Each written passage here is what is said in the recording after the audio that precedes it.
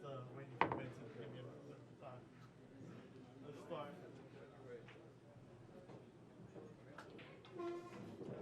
You have your own show? Let me use this. Good, gentlemen. Have a great game. I'm going to use one that I have there. Welcome to the U.S. Open Straight Pool Championships for 2019, presented by CueSports International, being held at Griff's Billiards in Las Vegas, Nevada. This is George Teochea, and in the booth with me is Mr. Mitch Ellerman. Hi Mitchell. guys, I'm back again. Nice to see you all. Ooh, we got that was a one-sided lag right there, Mr. Marc Vidal. Vidal won the And he's lag. going to defer like most people. Is that what you do for straight pools? You defer, let the opponent break? Yeah, you say, go ahead, swing at it. See how bad you can leave me. Well, I remember a tournament I played in, and I just went and played that corner ball one rail down to the back corner. I'm crazy. You're not. Oh, I'm loco. You You're know loco. me, I'm loco. But here we are. This is the fourth round, I believe, of the one-loss side. Yes, Mr. sir. Max Eberle and Marc Vidal. Winner of this gets into the money, right? Fifth, sixth, no. They're only paying Oh, four places. 4 spots, yeah. There's only 12 players, so they're only playing four places, and I believe the money was $8,000, $4,500 for second, 30. I wrote it down somewhere. Maybe 3,200 or 3,000 and 4,000 1,000 for fourth. 4,000, 8,000, 4,400 for second, 2,000 for third, and 1,000 for fourth. So with 12 players, these guys are still vying for a little bit of action and money. There's still some action left in these guys. The winner of this gets into the fifth, sixth area. Mark might regret deferring to somebody who likes to play straight pool as much as Max. That's a good break. It's a very good break. I guess he just kind of thins the 13, comes right back up to the top again. Yeah. Unless that 11 ball looks nice. Yeah, you know what? Judging from the manipulation after the break, that 11 ball might be wired. I mean, Yeah, that's actually that lines up a lot playing straight yeah, pool. if I was a third base coach, I'd be like signaling for the go-ahead run. Go ahead and swing it. It looks close from on the screen, but let's see what he chooses to shoot. It looks real good right here. No, he's taking your shot. He's playing the 13. Skim it, go back up top. And that was Oh, he's giving up a shot on the 5. I think Max will take it. Yeah, Max is like, thank you for doing what I wanted you to. Mm-hmm. All right, so what are our predictions? Any high runs this? Anybody getting over 40 in between these two? I'm going to say yes. 40 ball run, yes. I like I think I'm thinking in the vicinity of 60-ish, between 60 and 70. Yeah, I think we're looking at the guy that's going to do it too. Well, to tell you, Marc Vidal, his first match was Shane Van Boning, and he only shot twice, and he got 80 balls. Oh, wow. And he lost 125 to 80. So he said he ran 78 or 73. I can't remember which one it was he said.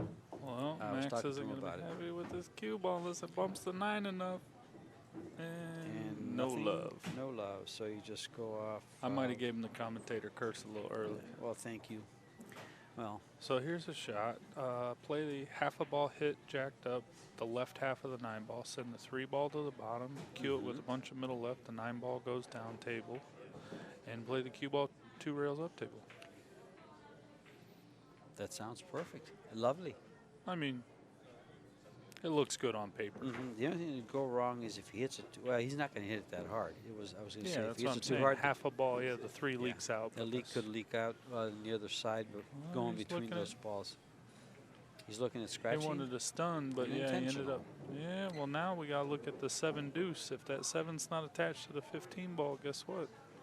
Oh, Yours truly is going to shoot it. he's got a shot. He's got a shot at this 2 ball.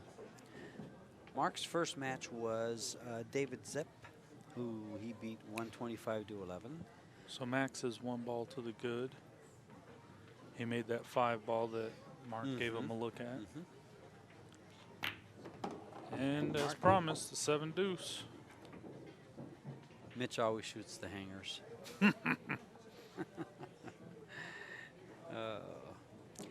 And then he loses his match to Shane Van Boning. He won his first match, David Zepp. Loses his match to Shane Van Boning. Defeated Bob Jewett. What? Well, they have him down as the winner against Bob Jewett, 125 to 125. I think Mr. Jewett might have. No, that was McWhorter that forfeited. McWhorter forfeited to Max Eberle. Yeah, I don't they know. might have that score down on the chart, but he defeated Bob Jewett, and then we're right here. Oh, I see what happened. 125 to 52. Excuse me. It is on there. It is on there. I was looking at the right place, at the wrong place. And now he faces Max Eberle. And the winner of this will meet the winner of John Mora. No, I take that back. No, John Mora was just defeated by Corey Deuel. The winner of this match will meet Gabe Owen on Wednesday at noon. And Mr. Vidal, hello. Oh. Well, if you looked at the bottom of the rack, you had 3 balls in that direction, and they were just pointing right there, and you went right through it.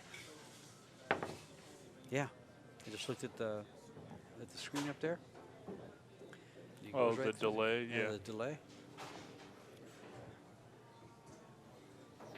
So, an unfortunate or a careless mistake, call it what you will. And Mark gets a few balls and then gives up the table, gives up control to Max Eberle. We are sponsored by Cyclop, JB Cases, Simonis Cloth, Predator, Kamui, Discount Custom Apparel, and Diamond Tables.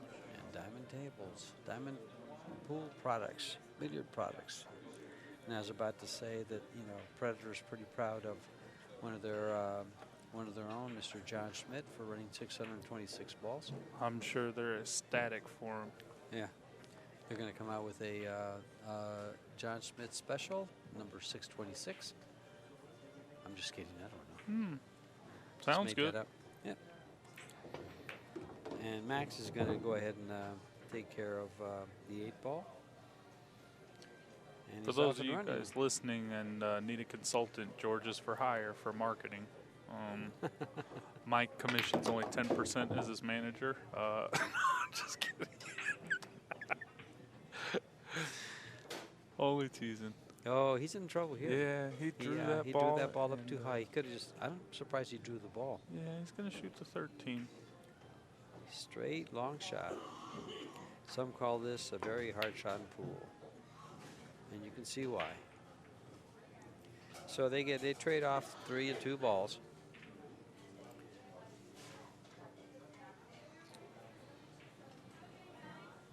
And Mark is taking a look at this.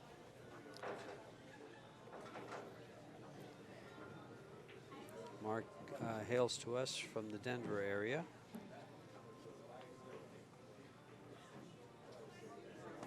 Mr. Eberle, I believe, resides in Vegas. Yes, he does.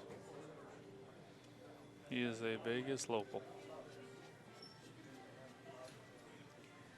He just sits there, puts his cue down, has his hands crossed. Looks like he's meditating. But watching the table intently. Either watching the table or studying his opponent, one or the other.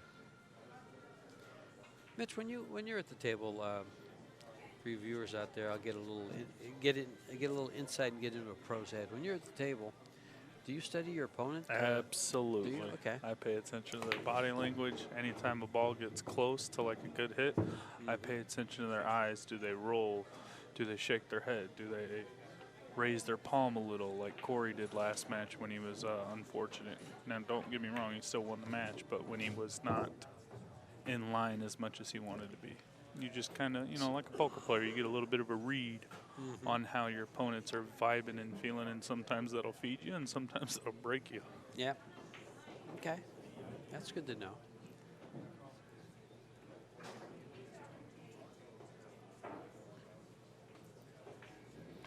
Good to know. These tables here at Griff's are playing very, very well. When I came in Thursday, they played great, and they're even playing better as they tighten up a little bit with all the play they've been getting from some of the top pros in the country.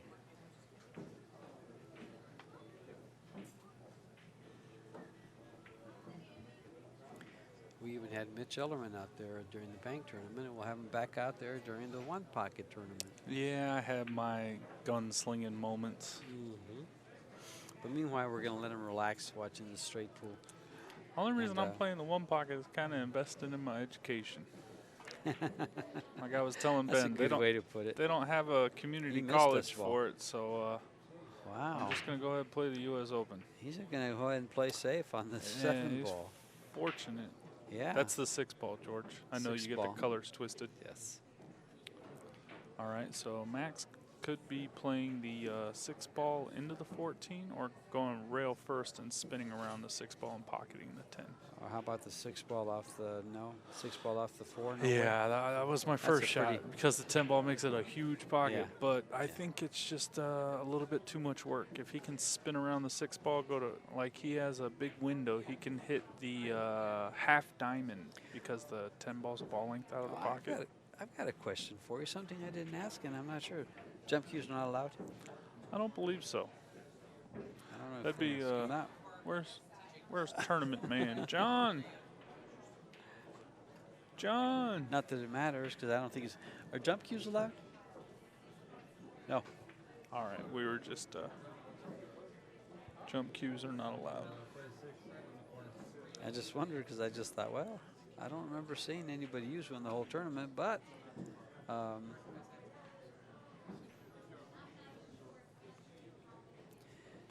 we've had some great matches. We've had some good matches. We've had some slow matches. We'd have some fast matches. But some of the players that we have here, Mr. Vidal, like I noted earlier, lost to Shane Van Boney. Then Shane Van He played Boney, your shot, 6 off the 4, and hung it up. And hung it up. And then Shane Van Boney proceeded to torture Billy Thorpe. That was a 5-inning match. Shane had a run of 68. Billy had a run of 73. And Shane beat him. Wow. And then Warren Kiamko and Gabe Owen, I think you saw just a little while ago. Warren battled that out and won 125 to 44. Warren also defeated Ian Costello. And then, and that's the extent of Warren's game so far. This is the 3rd round. 1, 2, 3. This is the 4th round of the winner's side. No. I'm sorry. So sorry.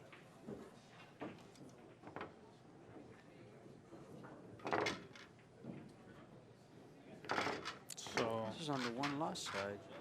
Mark was Vidal. fortunate to get a little bit of a bump off that 4 ball to help give him a feasible break shot.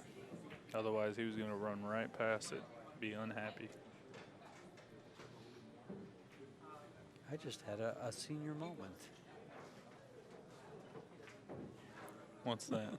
Well, I was sitting there rattling off Warren Kiamko's wins. Why?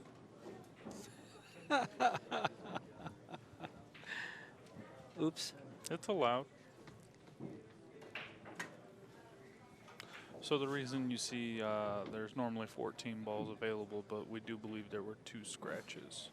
One was the unfortunate error by Mr. Vidal. Oh, he's scratching in the side pocket. Yeah. Then Max's miscue where he failed to get a rail. So already bumping the stack, loosening stuff up. That 10-8 ended up wiring up to the side pocket. And he's trying to get through this rack with the Try and eliminate some of the congestion in the center of the table. And Mark plays at a rather kind of quick pace too, kind of like myself.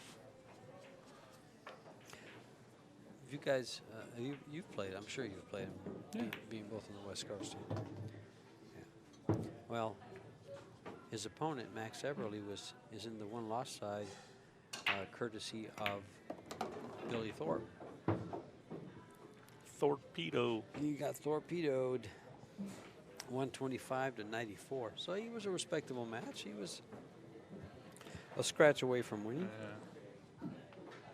26 balls, or Straight 31 pool, though, balls is no they problem. could all Yeah. be respectable Yep. matches. I mean, you heard it. He said Billy Thorpe put up a 73, and it still wasn't enough. Yeah.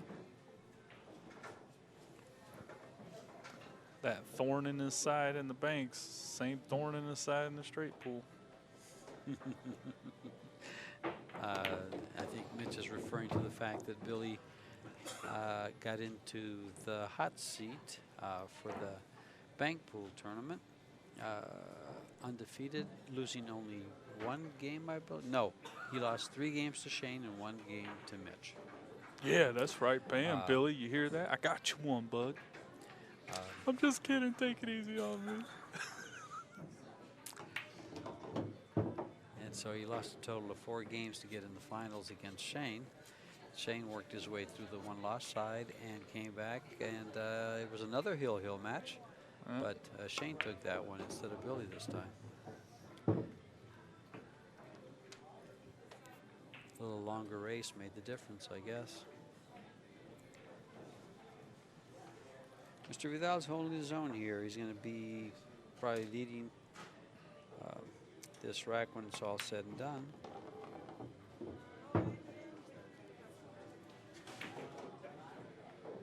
This is the first rack, right? No, this is the second rack. Okay, so he's on. I was looking at the score, 10-2, and I mean, how can we have this here? See what happens when I take breaks?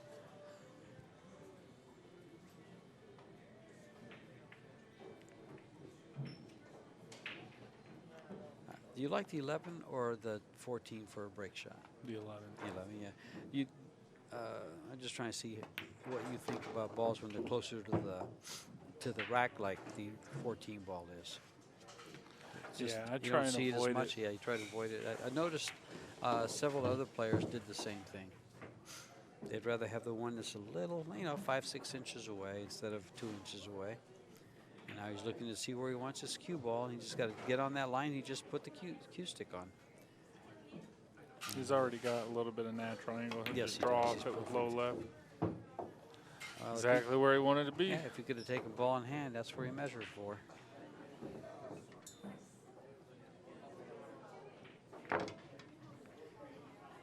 (24-2).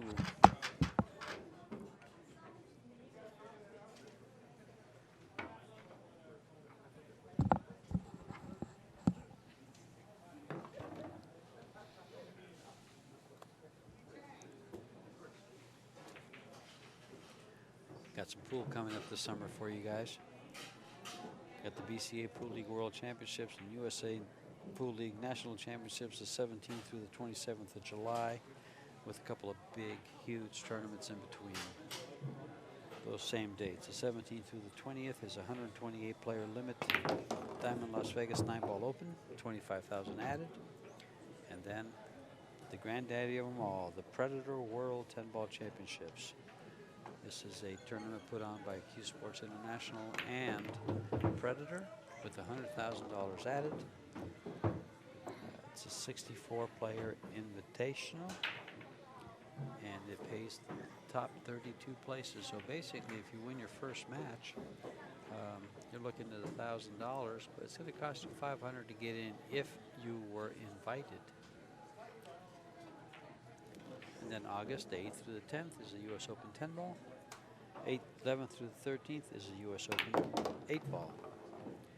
And, oh, boy. No love there because he went into No, the stack not at all. earlier and the 2-ball had come over and created a little congestion with the 15-ball, so he's trying to get to it.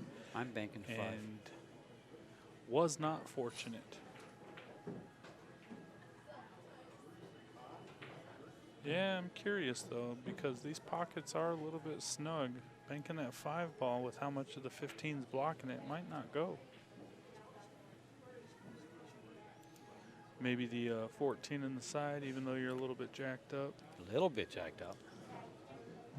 We're lefties. He's a righty. He might only be over the 15 ball, not the deuce. Nope, he went with your shot.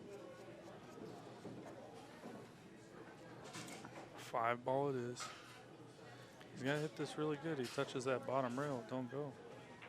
I think he wants to go off the bottom rail. Yeah, because if it hit the deuce, and then the rail, then it hit the ball, it was going. Hit it perfect.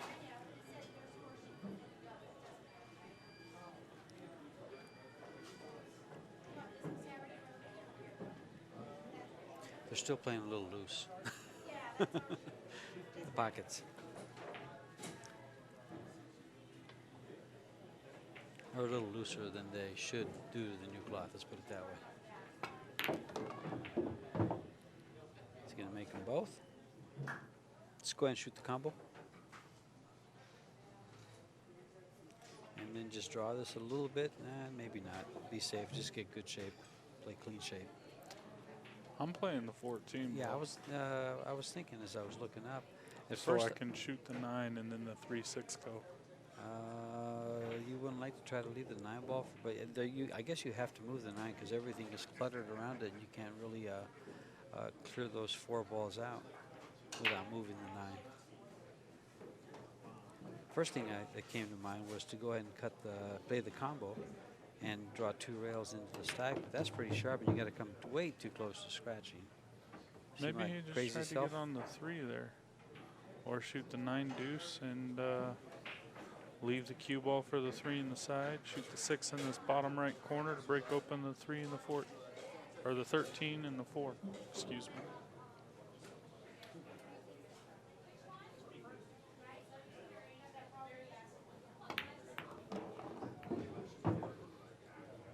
He's able to break it out right then.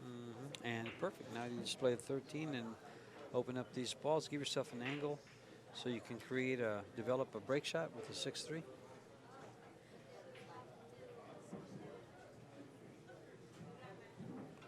Just how and where do I want to be to create this shot? Because in straight pool, sometimes you just have to create your own destiny. Push a ball into play where you want it so that you can keep playing with it later.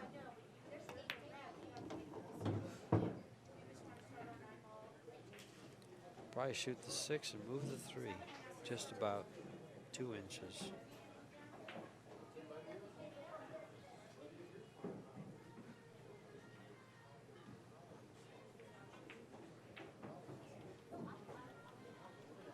Is he dead straight into the 6? I don't think so. I guess he was. Yeah. When you're right, you're right. I actually kind of like the 12 ball personally for the breakout ball. Okay. So you like it low on the rack? Catch that corner ball? I normally like it a little bit higher, but I'm just saying distance for my cue ball to be away from it so it doesn't force follow forward or. Okay.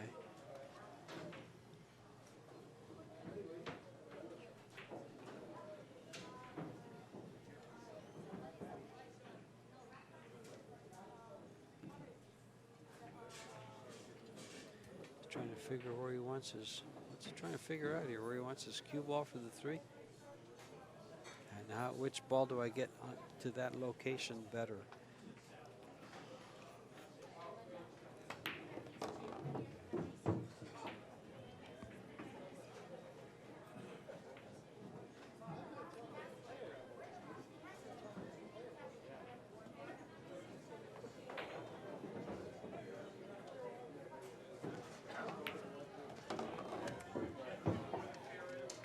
Hit that shot well. Now, curious, he might play this 3 in the side. No, he can't hold this cue ball enough. No, So maybe hit it with inside, go 3 rails. Yeah, he'll go 3 rails to the location he's at now. Too soft, way too soft. Well, he's got enough to make the ball. So if I'm making this ball, I think I'm going to be calling safety, pocket to 3, go 2 rails to the head rail. What's Mitchell going to do? I'm going to cross corner. No, I'm just kidding. I'm going to do what George suggested.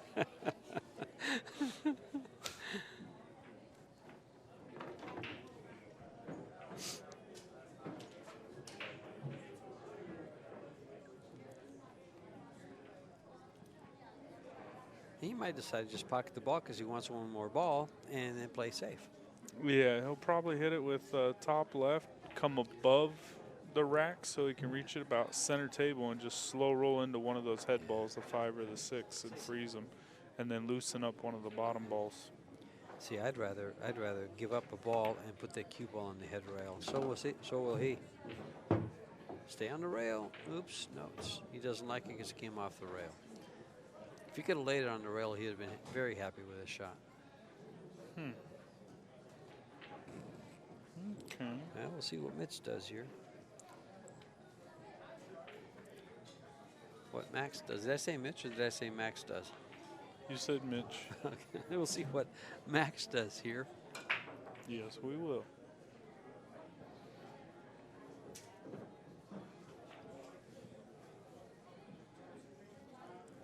And then we'll see what the standard move here is, because I'm sure that Max has been here before and he already knows what the tried and proven best shot here is. I'm thinking cue ball's closest to the side of the 10 ball. Maybe go running English.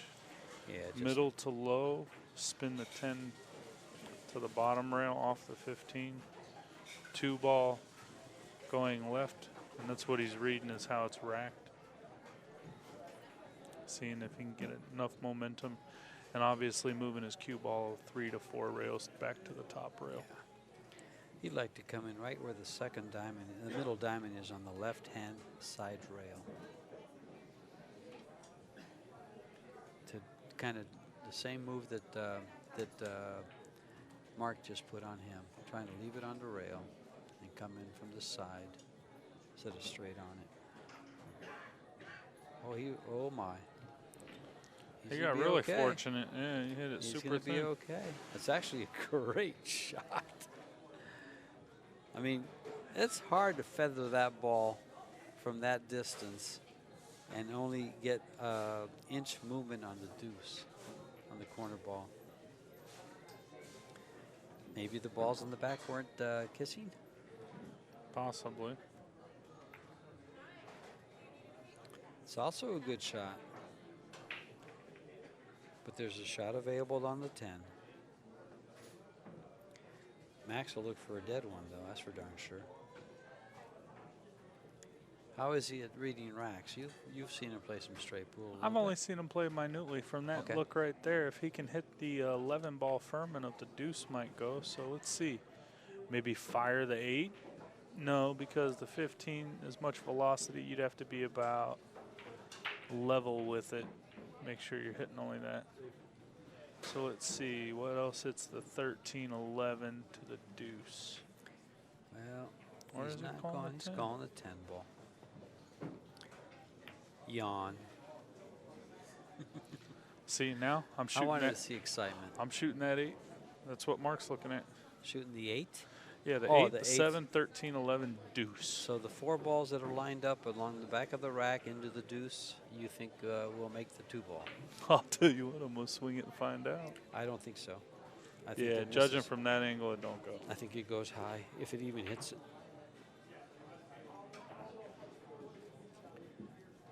I think this is safe all the way.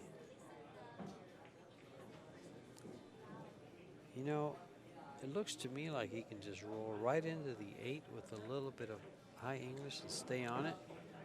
And I don't know, there's too much space between the 6 and the 3 and the 5. It looks like it's open there, so it's not gonna push a ball out. This is a good safety. This is actually a good safety. He says safe. And where are you going to play safe here, Young? Oh, he's going to kick at the 10 ball. And leave it straight into the corner. Do you get a rail? You appear to.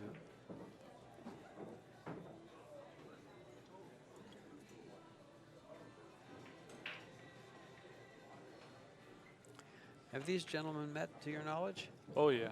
They've played before?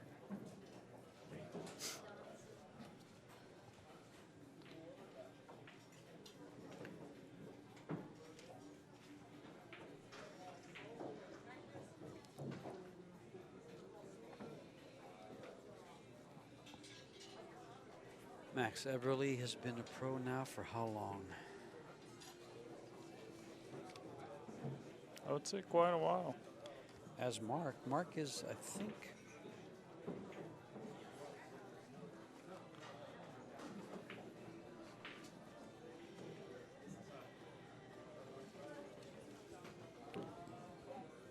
Mark is 43 years old. Max is in the vicinity, if not older. I think right around the same age.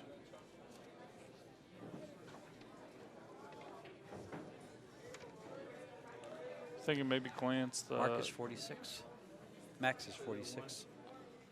glance the side of the deuce if you're not playing the 10 ball all the way up. He's going to roll into the 11. No, he did the deuce. Open things up a little bit. So it's going to force Mark to bank the 10 ball cross side unless he is able to successfully find a dead ball.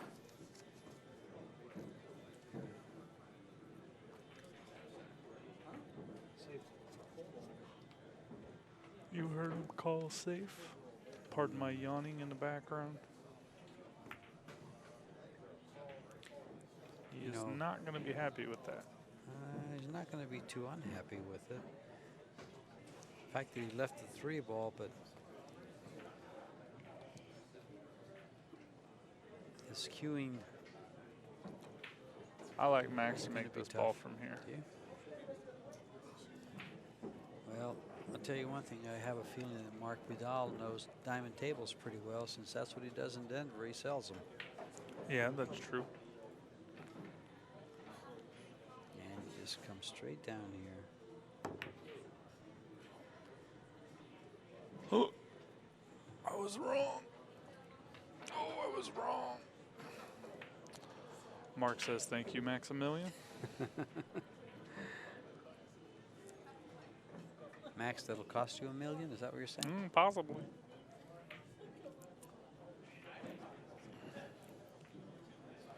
So does he take the duck and play shape for the 8 to open the stack? I don't know. He might leave it as an insurance ball. Play the 1, come into the stack with a little bit of speed right here. From the back part of the rack. Oh, never mind. Get down further and you'll come into the stack. Oh, I tell you. He doesn't have to make it, though. I was going to say he can play the combo on the 15 and open up the stack, but that ball is out of the pocket a little bit. It doesn't have to go in. It could jar. Actually, no, because he went It's point on the first. inside. Yeah, It's I on think the it's inside. good. Yeah, it looks good. No, it's a good shot, George. And that's what he's looking at. Yeah. He says, okay, here we go. Yeah, it's a big, big ball. Wow. He didn't get too fortunate with opening things up. Yeah, he called the 4 right away. He's no second guessing, no shopping, just make a good hit. There's nothing else to look at. Wow. Hello, 1 ball. Used all the pocket there, right? Mm-hmm. So what do you think? 6, 12, 13's a dead ball to the corner? 6, 12, 13 is a dead ball to the corner. The Passing where 13 the cue looks ball's good, at? Yeah, Yeah. the 13 looks good. But I'm not saying he'll ever shoot it. I'm just thinking that I'd rather open up the stack You from can the come 2 into ball. it right. Well, you can come into it right now. The 1 ball. Yeah, there's no insurance ball. He's gonna open it with the 7 ball. There you go. Find something else to open it. A little closer, a little higher percentage. Because you could glance off the 6 and go down table. Tell you what, after watching all this and commentating, I'm really wanting to play some straight pool. I'll go get my cue. You heard it here. Looks like we're gonna have an 8 p.m. match. Senior Southpaw against Southpaw Jinx. 2 lefties.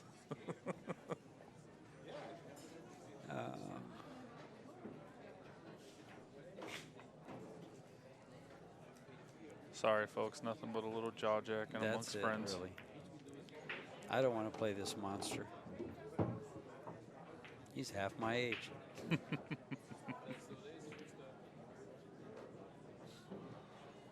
All right, all right, all right.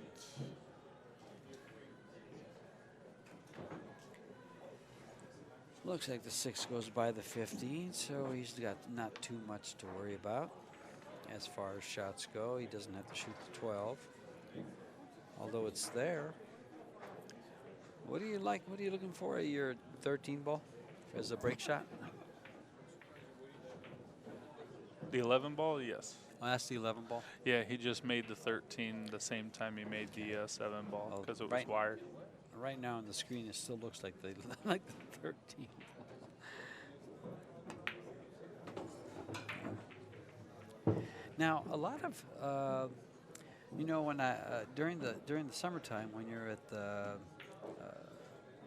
BCA Pool League Nationals and stuff, they have these straight pool long runs, highest runs. Yes. And they set the object ball up about where the 9 ball is, out a little bit, so they can just run into the stack and open them wide open. Now, I don't like breaking them from there, but have you seen anyone use that as a break shot? From the side pocket? Yeah, from the side pocket. Corey did twice last set Did he? against Okay. John. I missed that since I did not commentate it. I haven't seen it. I haven't seen it. And I would think they would shy away from it unless they know they can make a real good hit on the first 2 balls. Otherwise, you glance off the side, you could scratch very easily. In fact, I recall sometimes that some players would play balls off the stack to the corner pocket as a, as a break shot. Yes, when they, I can't remember if it's laying on the 3rd ball, like the center ball on the side of the rack, and it if it touches, you know, it's wired up to the corner pocket. I'd have to ask my friend Michael Yednick in New York, who fancies a lot of straight pool. Yeah, those guys from back east fancy it quite a bit.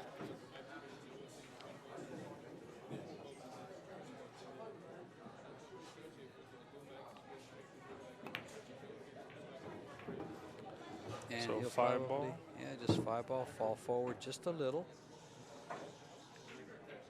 Just follow the 5 about 3 inches. Actually, the more he follows it, the harder he can hit it.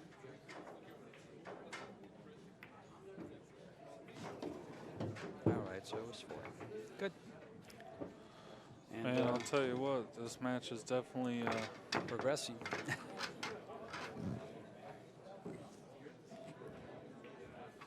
Almost halfway there, and we only got good. We like fast matches. I'm just impressed with Mark's straight pool play. You know, I was watching him hit some balls, and he's a little on the solid side. And then when he told me, you know, how he played against Shane and how that went, it kind of just made me think, I want to watch this guy. And I can see why he is worth watching. You better talk to this ball.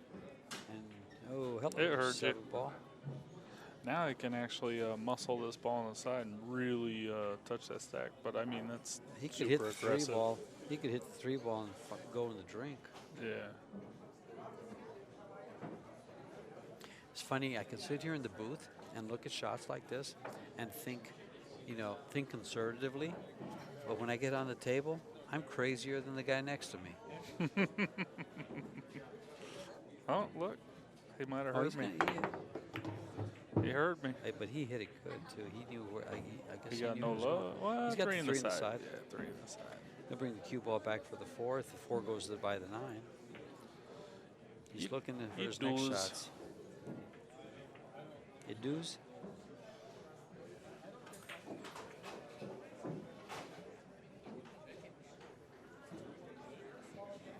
Three ball, side pocket. With conviction, he called that shot. And a Spanish accent. Yeah. Mark actually has dual citizenship. He is originally from Spain, living in Denver. And he's a very, very nice guy. Yeah, he is. I think he's got a couple of kids. He One. does Two? two daughters, 5 and 7. I interviewed him before when His bank pool match? Bank pool match, yeah.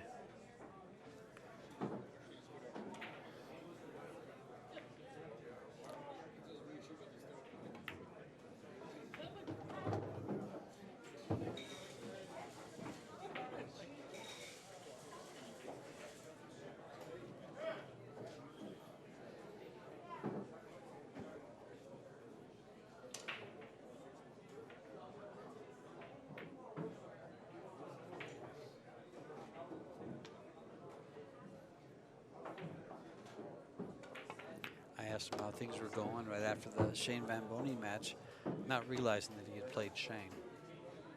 And he answered me in Spanish. He said, fatal. You know what that means? Fatal. In other words, not so good. We're going to spin the 8 in here. Now the 9. Yeah, I'm really impressed with his straight pool play. But that's coming from a 9-ball and 10-ball player, so. I mean. It's funny. In my early 20s and late teens, of course, I used to love straight pool.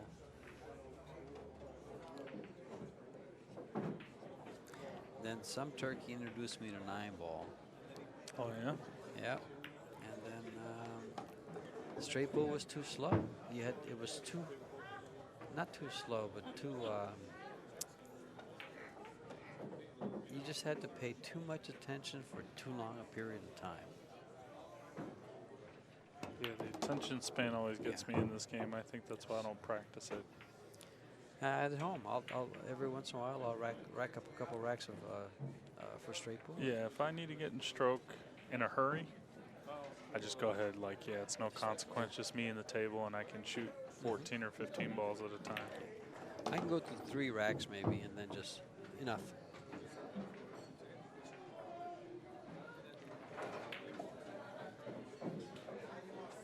So he opted to come all the way up to get shape on the 6-ball. 5-ball.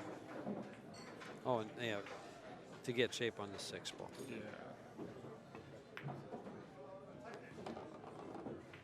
Yeah. Nice speed, well controlled. Yeah, I mean, he gets these 14, that puts him up 66-2.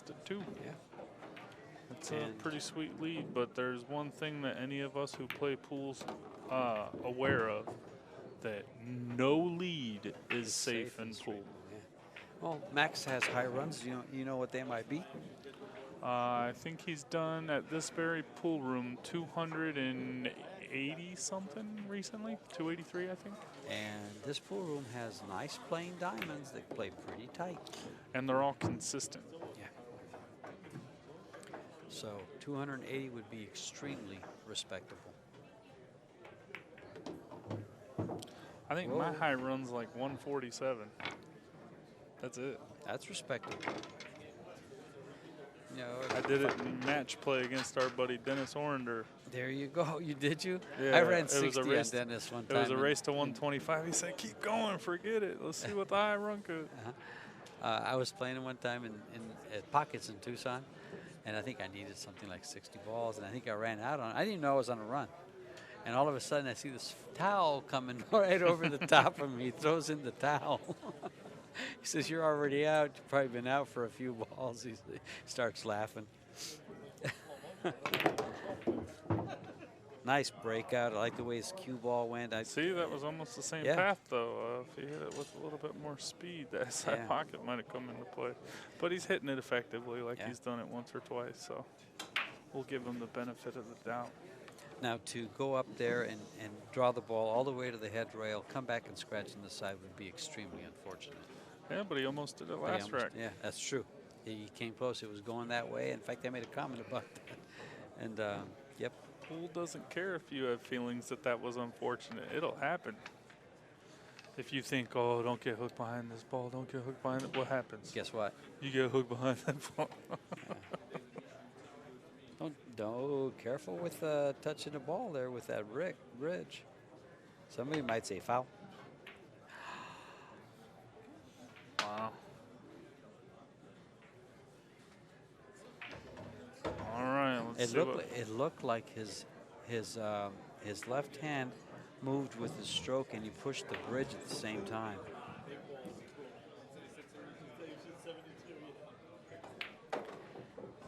My. Ouch. Those hurt when you do things like that. You probably only do them twice a year, but guess what? Timing is everything.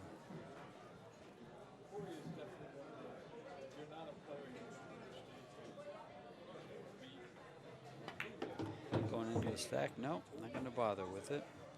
Says I'll push the ball out.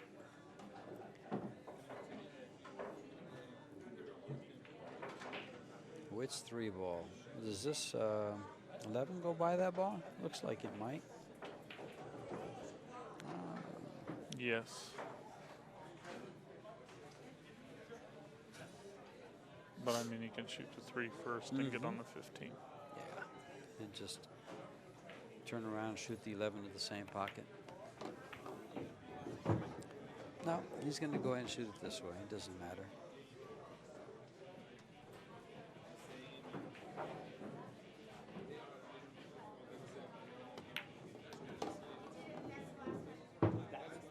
That's the biggest problem.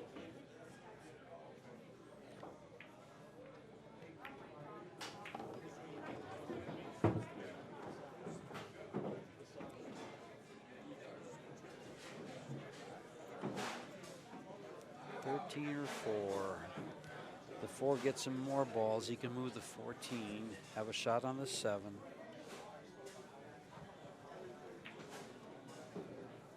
He'll have to develop a shot off the 13.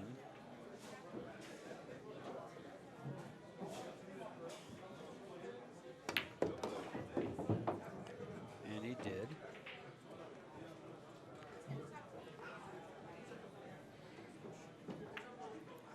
Now he opens these up and creates a better break shot. Yes, he did. Now, either the 5 or the 7 will be his break shot, or 12 balls in play too, right? Yes, sir.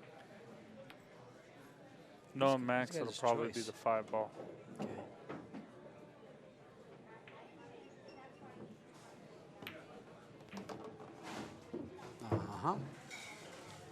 He'll remove the 1. Probably play safe for the 12 or the 9.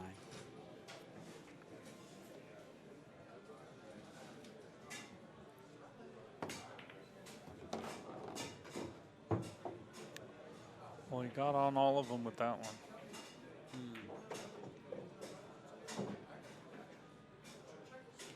What shot's his key ball to get shape on the break shot? I'm thinking the 8-ball, believe it or not. No, yeah, 8-ball or the 9-ball. take the 2 balls on the right, then the 2 balls on the left, and then go to the 8, and come up to the middle of the table. If he can get the cue ball right where it's at now, he likes it for the 5.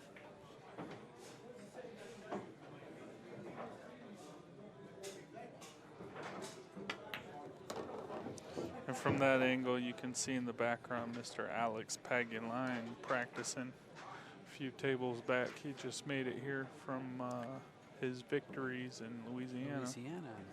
Alex and Corey Dool came out here. First and second place finishers. Shooting the 5-ball.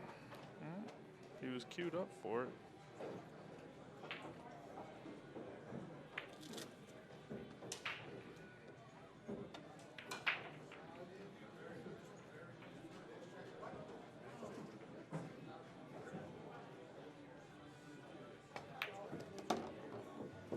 Came all the way over for the 8 next. So now he'll roll forward, shoot the 4, the 7 in the side, and the other one in the bottom corner pocket.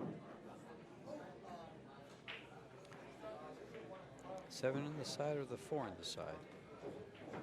One or the other. He's going to play him to the side. Unless he... Draw it above him. No, he's coming over here.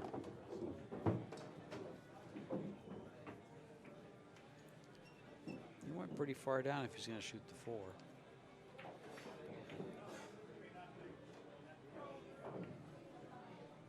Could have gone a little less further down.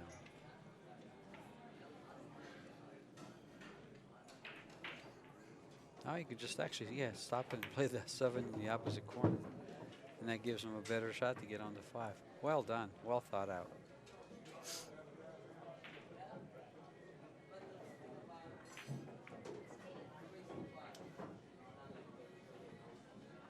Nice crowd watching this match, watching Max Eberle at work versus Marc Vidal Claramunt. He's got his work cut out for him. Yes, he does. Trust me, by all means, I'm not saying he can't do it. I'm never that guy. Well, I believe both that players, was a 13-1 rack. both players can run multiple balls. If Mark can meet his high run that he ran against Shane, game's over. And if Max gets into one of his long runs, game's over. Even though the score looks, like Mark is in control, Max is right there.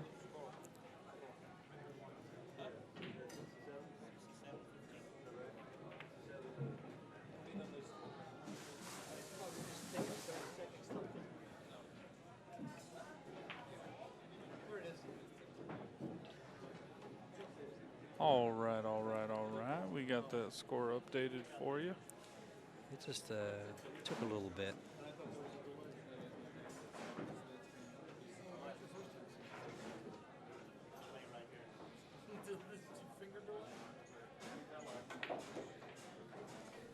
And it's going to go bam right into it. I think we're suffering from ESO in the booth. That's equipment smarter than operator. It looked like he tried to jump that right in the middle of the stack. Yeah, that's isn't that what we mentioned about Nick Yeah, Varner? we were talking about we were talking about that. Playing one pocket, how sweet it is too. Used to have that little off-angle shot and just dump that cue ball up in the stack. And I'll tell you what, even though he's kind of like Efren, he's kind of retired now. That gentleman, Nick Varner, he has won a world championship in every discipline that I can think of playing pocket billiards. Nick Varner is a hell of a player, or should you say was a hell of a player. Is a hell of a player. He's still with us, and at any time, at any given moment, he could show up here Thursday. And he's another one that's just nice as can be. Yes. I actually had the pleasure to play him in Tucson one time. I had a real good time playing with him. Yeah, I played him up in Phoenix. He increased my knowledge of one pocket a little bit. Yeah, we had a good time. Way back when Main Street was still open. Played him out there.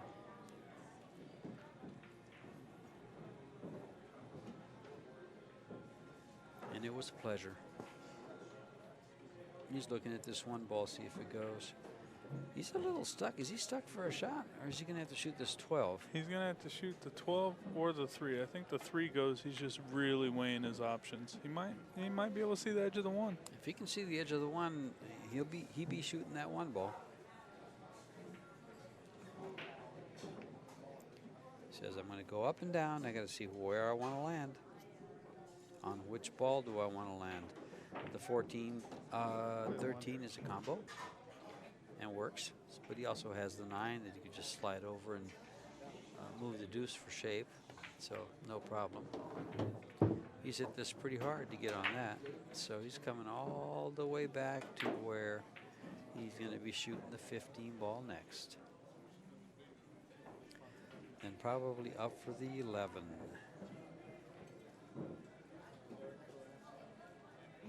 Let's see if he moves his hand the way Marc Vidal did. Yeah, I'll tell you what, that's something I need to practice using a bridge. I like shooting off-handed too much, and sometimes it's just necessary. Well, you can just be like John Mora and go ahead and shoot left and right-handed. That's what I mean. I shoot off-handed sometimes, and I hate to say it, but when I'm belly hooked, I'm belly hooked. I, on the other hand, will not shoot off-handed if I can avoid it, unless the ball's a hanger.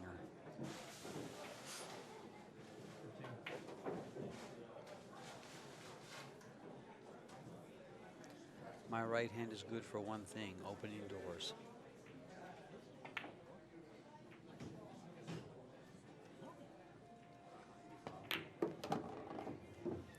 Nice. And from there, I imagine he's going to go up for the 4-9. But he has to get on. He has to get the cue ball on the side he is for the 11, 10, and 3. Open those balls up. More than likely, he'll play the 6 ball to create a break shot. With low left, coming to the 10-3. That's exactly what he did. Look where he ends up on the left side of the table. So the 11 ball can be his break ball.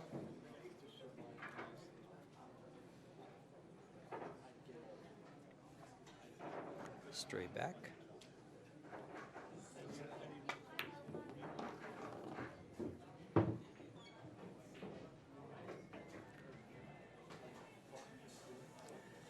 Just a little stun on this ball, 4 ball for the deuce, I believe. Or does he go back for the 10 and then get on the deuce? Or go back for the 10 and then get on the 7. Different ways of playing, different options. He stays with the deuce now. That's a pretty steep cut he gave himself. But no hill for a climber, and he is a professional player. I think he stuns this ball with straight draw or maybe a little hair inside. Can he hold it for the same side there? Oh, he tried to bump the 3, I think. He did, but I don't think it was advantageous. I don't think he hit it where he wanted to. Yeah, he glanced the top of it. He wanted to hit it full in the face.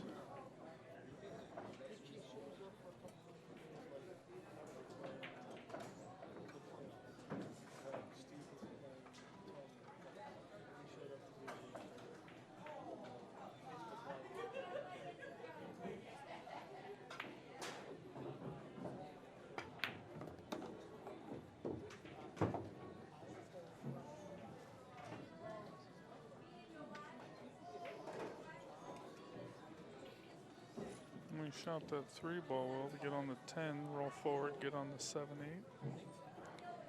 8. He did go that route, good. Oh, he decided to draw it. He wanted to be closer.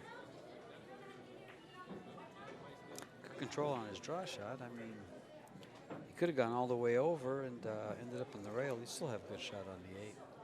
Doesn't really matter. And I think we saw this in his last strike. He did the same thing, rolled forward, gave himself a little bit of an angle for the 8 to go straight to the middle of the table and be on the 11 ball for a break shot.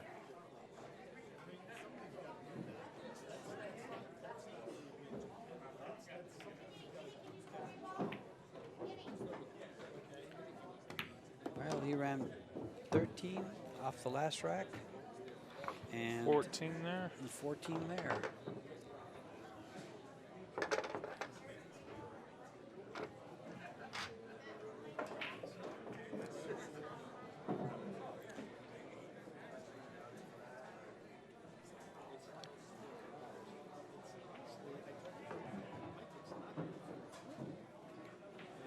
So he's at a 27 ball run, I believe.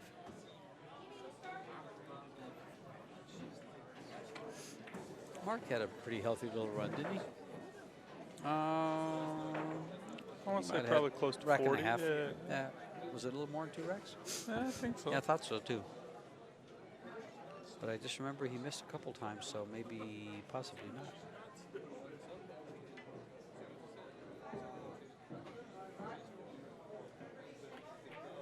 This is the same shot that Mr. Vidal had here. He fires this in with a little draw, goes straight up to the middle of the table, and Mark's went towards the side pocket after the head rail, didn't it? Yeah. Yeah. Let's see how Max handles the same, pretty much the same break shot.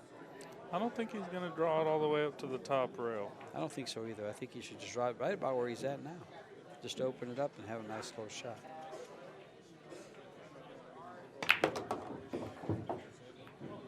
He hit it much firmer, cue ball dragging down low. The only thing that was a side effect is that 15 ball hitting the upper point and then resting on the lower point. But when he plays the 12 ball, he could probably shoot it off that ball and alleviate the problem. Yep. And Mr. Ellerman always thinking ahead, even when he's in the booth. You have to excuse the noise in the background. It's going to be league night here on the bar tables. But it was happy noise. Somebody was laughing pretty loud. Just happy to be here. Wow, he got every ball loose that shot.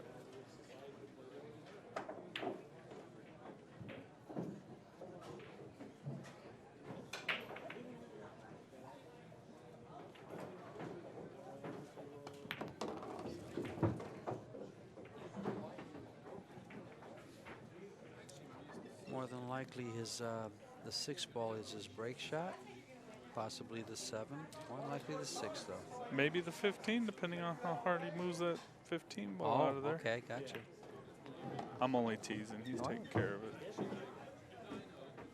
Actually, the 12 or the deuce would have worked too. The deuce would have worked real nice. Yeah, so like twice Corey playing Mora, that 10 ball right there, he shot it, pocketed it, being the last ball. Before the break ball, say the 6 ball was the break ball, and he'd leave the cue ball in the rack, and then he'd take ball in hand in above the head string and be able to shoot his break shot. Okay. And he did that twice back to back. So he elected to take the break shot? Yeah, he because you can't rack the balls with the cue ball being in there, so you get ball in hand above the head string. And I was saying to Bennett how well he was able to be aware of the rules and use them to his advantage. Of course. You know, it says a lot about, I mean, I know he plays straight pool in the challenges at the Derby all the time. Well, if you know what to do with the, you know the ball's going to spot, and you leave the cue ball, or you play position on the ball. Yeah, exactly. When there's a ball like that, that was smart. And Corey is not known for being slow. He knows the rules, and he will use them to his advantage if it's possible, as well as breaking and things like that. He's very astute when it comes to things like that. So you're saying he might just run out, leave the 2 ball there, come down, pocket the 10, and stop the cue ball? No, I'm just saying it's a possibility. I don't see Max ever doing that. You don't? I think it's a good idea. Because you got ball in hand in the kitchen, yeah, if you leave and you're liking this. Yeah, you leave the deuce there. Well, he's moving. He's playing the 10 now. I don't know. Yeah, he's playing the 10 now, or is he playing this one of the balls down here? Just looking at the 10, pretty heavy. Yep. Says too tasty. Can't pass it up.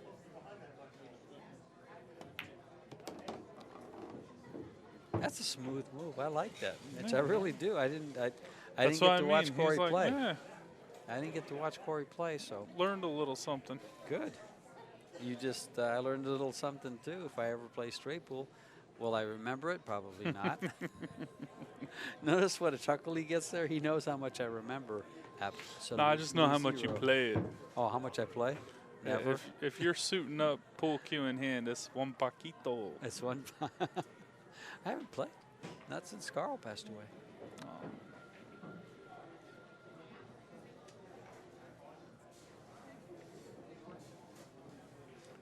And around the world,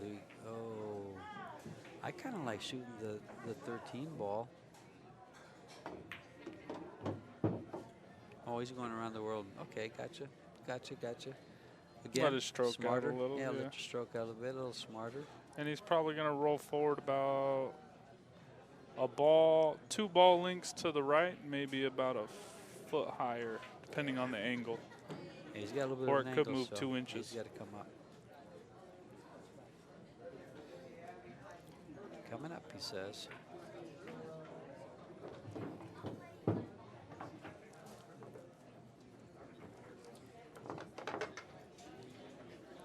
41 ball run so far for Max Eberle.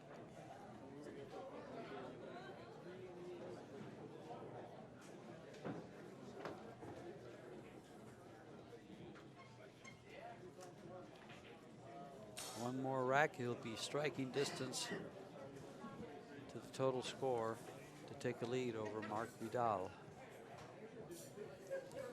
Yeah, we got a ball game. Not too long ago, it was 67-2, and Mark's over there just relaxing. Maybe, you know, playing straight pool, players should learn how to meditate. Make that ball, make that ball, make that ball, make that ball.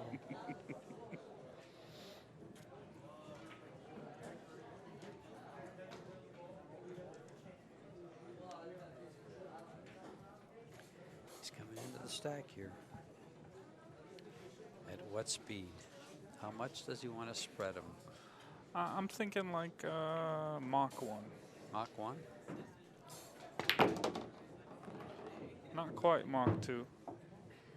A little bit of the separation might have been partially how it was racked, but it seemed like they kind of re-racked together, the balls that did touch the rail. Back. I mean, obviously, excluding the 3 and the 4, but He's pretty far away from his object balls. It's going to be the 4 or the 3. I'm thinking the 3. He's got enough angle so he didn't have to worry about following it in, so we're good there.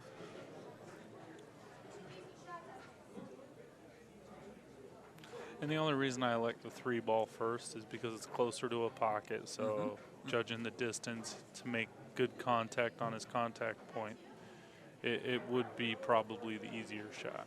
Yeah, the problem is that, well, I guess the shot would be, his next shot would be the 13. Now he's going to cue under it and get on the 4. Oh, okay. Judging from how he's cueing. Yep. Ooh. No. Okay, I lied. 13. Went from no love to 13 in the side. Yeah. Or the 1, maybe. I don't think you can see the 1.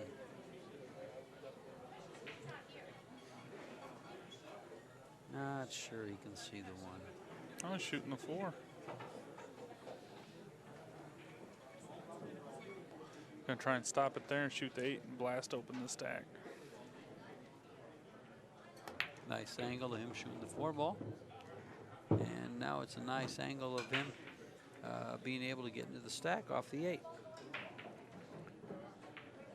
Right here, you got to make sure you pocket the 8 and not try to create an angle to open them up and miss the 8.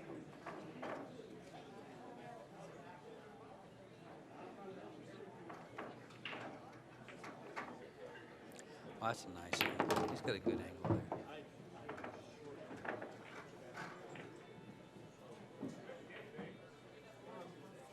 This is a tough shot and a little unfortunate to have this shot. He entered the stack pretty good, but he used high English and it kind of just stayed on top of, they just spun right on top of the balls and stayed there.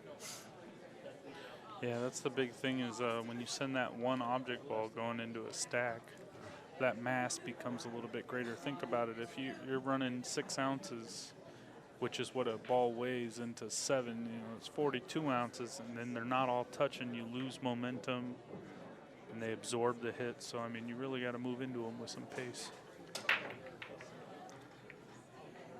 And maybe just a little draw to get out of there.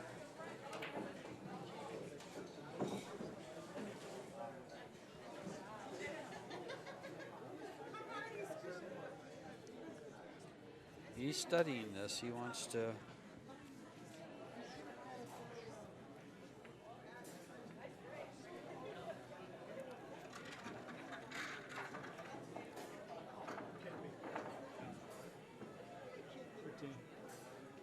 he's playing the 13 ball.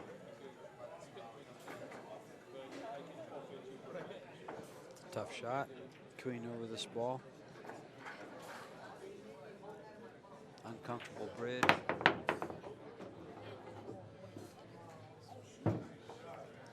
Never thought he'd shoot it like that. A lot of pace and in your face. Yeah, oh, wow, yes, he did. So now he was fortunate to get a little love bump off the other balls. He should be able to pocket the 7. That's what he's getting down eye level, checking his reach. Probably time for the bridge or an extension. One or the other. Oh, he's going to do the offhanded. All right, we got a new game. Opposite hand. Max and I will play some 10-ball. We'll play scotch. Left-handed, right-handed. How often do you guys match up here at Griff's? Not too often. Action's too tough, too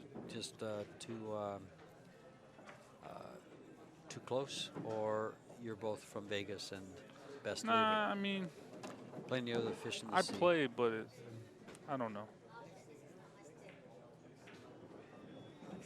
There's no need for the I'm big really boys just to go I'm really just lacking a lot of confidence lately from being able to work all the time. I try not to get myself into a spot where I'm going to beat myself up mentally if I lose. Like, correct. Feeling like I could have give a better effort, but I'm also not wanting to jeopardize whoever's staking me. You know what I mean? Then it's poor money totally management. I totally understand. For years I've done that in Tucson. I avoid the top dogs in the town because first and foremost, you don't need to be playing the tough action. There's plenty of other action. Yeah, but it's like even if there isn't for me, I still try not to like mismanage my money. You know what I mean? That's bad business. Even if it's mine or someone else's.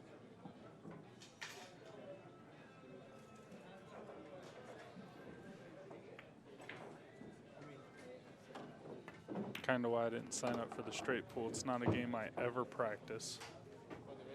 You know what I mean? So I'm not going to sit there and try and talk someone into spending money to possibly put me in. Understood.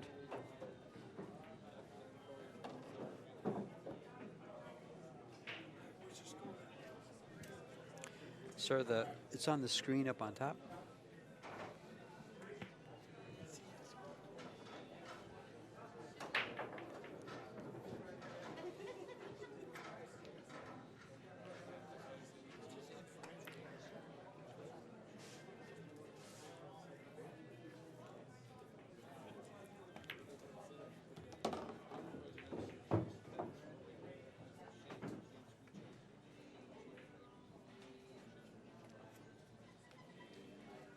And Mac continues to pocket balls. Making it quite a comeback. Yes, he is. Well, he's run 28, 41 balls, and he'll be at 55 if he runs these out here.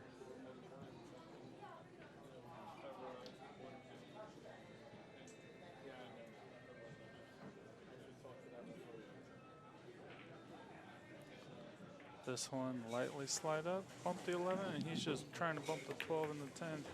Oh, I thought he would try to bump the 12 for a break shot, just a little bit. Yeah, that's why I thought bumping the 11 would be good. So play the 11 next. Let's see here. How would we do this? Play the 15, hit it hard enough to make the 14 roll up for a breakout, or that's too much? He's going to play... Get 11, on the 10. Get on the 10. And roll up. Oh, never mind. He's got something else. He's going to break the stack up from underneath. Yeah, he's looking to break him up off the 14. I would probably stop, shoot the 15, so the 14's a little lower. It's not so close to the rack. Yeah. Now, again, just because of preference, George and I are going all the way to the opposite side of the table because we're lefties. Yes? Yes. Or are you slow rolling over to that side pocket? I'm gonna roll. Actually, I'm gonna roll over to the opposite side, way to the right against that side rail. See, and he's so doing this side, just the opposite. Yeah. So he's gonna come down to where he is now to get on this ball. See, George and I being lefties, we're gonna shoot the 12 ball from the side rail at about the head string. Hit it with top left. Go first diamond, middle diamond, middle diamond on Correct. the same rail we started at. Rail. Yeah. He's did the same thing by going 3 rails. Oh, he came right into the... Just out of it. Wow. That's some position. Well, he's going to have to hit this really hard. I don't like hitting balls that hard into the pocket. Or especially when you have to go off the rail. But this Yeah. might be, like we said, the Varner example.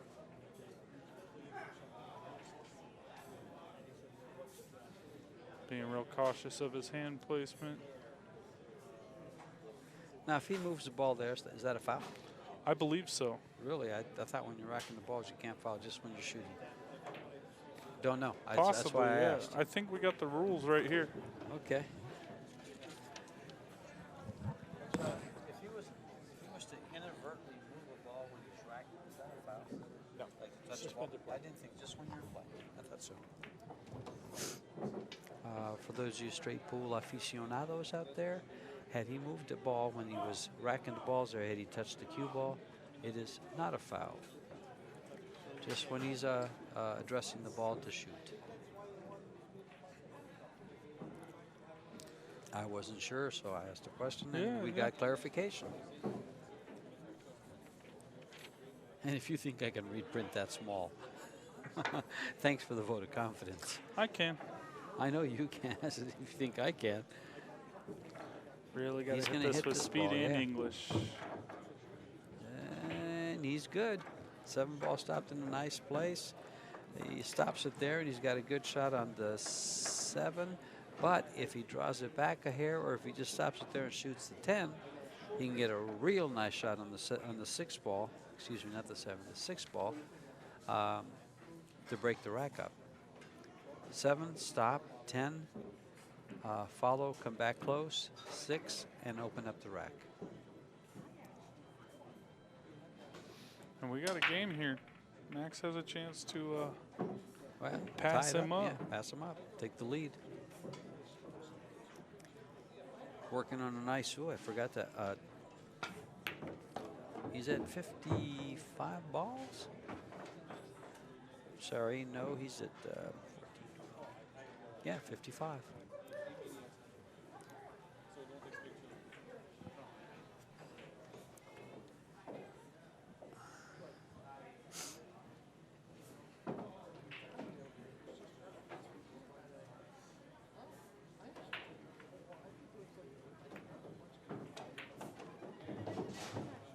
You got nice on that 10 ball, so you didn't have to go too far for this shot.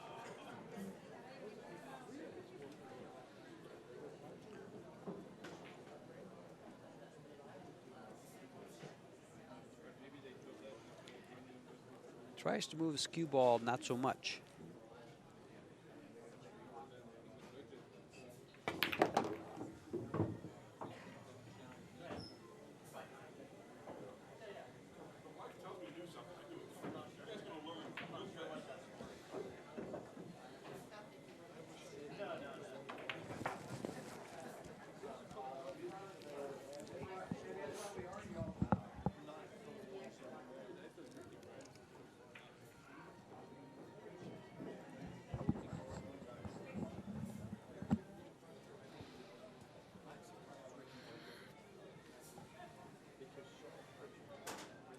All the way down with the 4.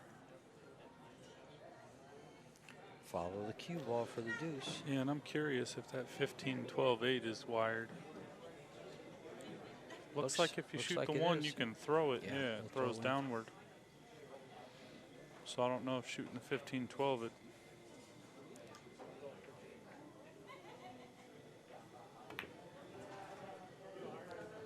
What a shot. We'll find out right now, because I have a feeling if it goes, he'll shoot it. We'll find out right now, because I have a feeling if he's looking at it and it goes, he'll shoot it. Just like you said.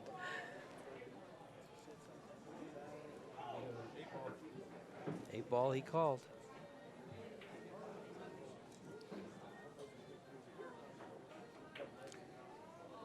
Looks like the ball is aimed to the left-hand corner of the pocket. When he hits this one, it'll go right to the dead center of the pocket. Almost like I knew something. 2 at a Pretty close. time. He gets 2 points. And for all that knowledge, he gets a bonus ball. Tell you what, you could probably shoot the 3 and make the 111 while he's at it too. Draw it with low right, make sure he comes out, low separation.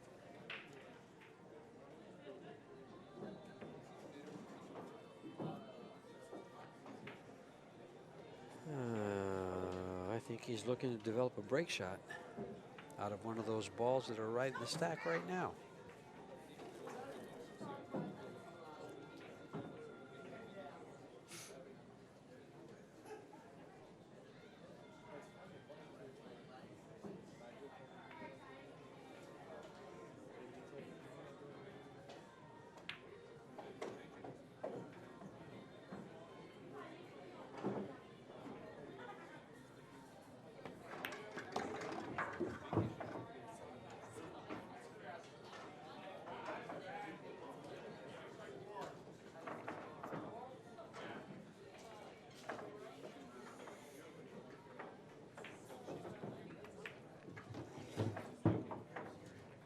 Bit of silence. Did he get down for the 12? Yes, he did. 15 might go too. Mm-hmm.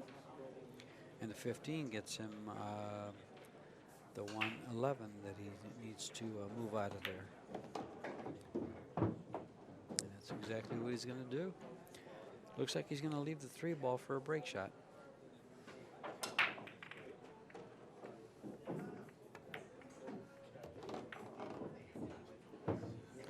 He's doing what I call ironing the table here, going back Side and to forth, side, back side and to side. forth, side to side.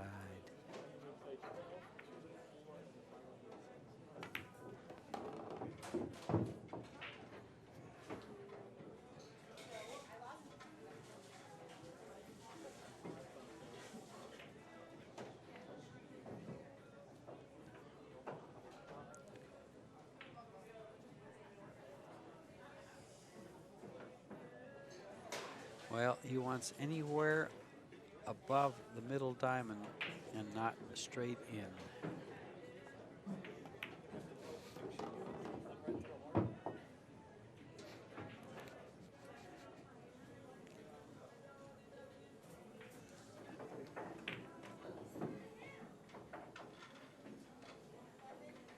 Oh, he's going to use the 2 ball for a break shot. Yeah, see, I know he plays straight pool all the time. I just don't like these because my cue ball goes off the stack up into the corner pocket. Yeah, that's. I'm telling you, I understand. Mark's over there having to stand up, look at the score just because he's tired of sitting there. And so I ain't mad at him. 14 more puts him at 69.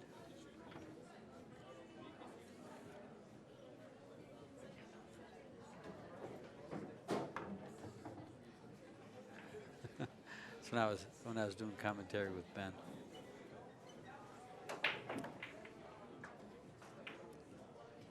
How did Max get to 71? Oh, this is the run to 16. I'm sorry, he had 2 balls to start with.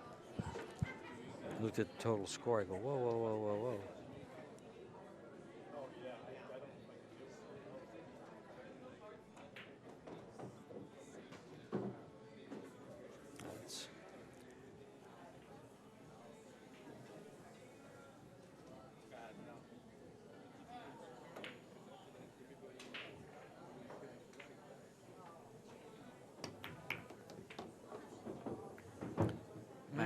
Max had 12 balls when all this started. No. You can hear his sigh of frustration. Balls didn't separate like he had hoped. Well, he can just go off that if he can see the 8 or the either one of those two. It looks like that.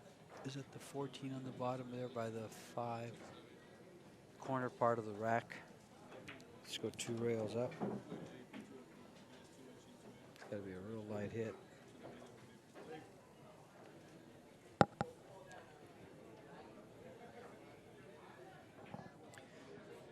And 2 rails to the head of the table.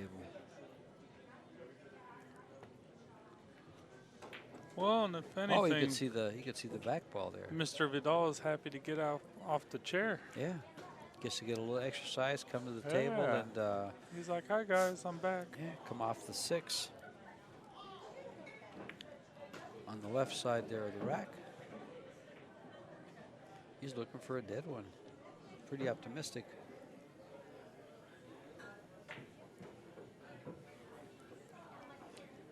The way he's looking, that one ball has a chance. I think the 13's got him.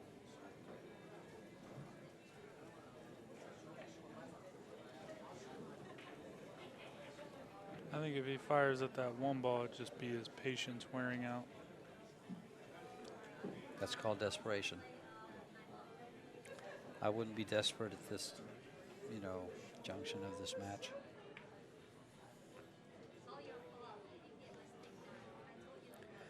A nice clean hit on the 6 ball. That See, goes if way anything, high. I thought Yeah. this 4 ball would be the ball to shoot. Oh, okay. The 11 runs into the 6, but I think the 6 is blocking it enough to where it naturally goes to the contact point for the 4.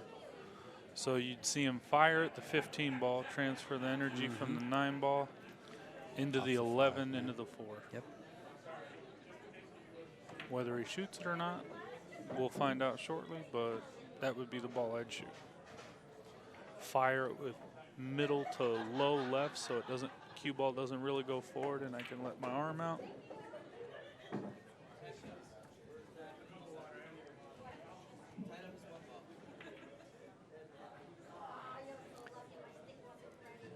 Looks like he's playing the 6 ball. 2 rails back up to where he's at. That was a great shot. Even though it didn't get as high as he wanted, it was probably still beneficial. Containment. And Max will go off the 10 to the same area.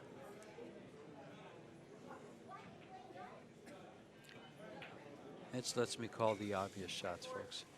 No, get out of here. Get out of here. I did a little while ago, and then you and Ben did a great job on the commentary. You guys are the experienced ones. They just know me because I run my mouth. Oh, I could say something that would get us a big laugh. Uh-oh, that ball leaked out. Unless it keeps going. Nah, it was good cue ball. Yeah. I thought he tried to hit the 4. He probably did, thinking he might hit the 4 ball. Probably better off that he didn't, because then it probably would be up higher and he'd be able to shoot it.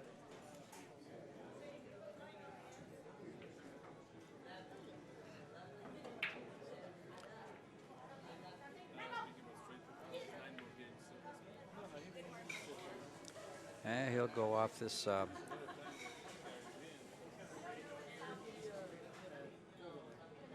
ball in the upper part of your screen there by the corner pocket on the left. He'll go off that ball and probably play safe.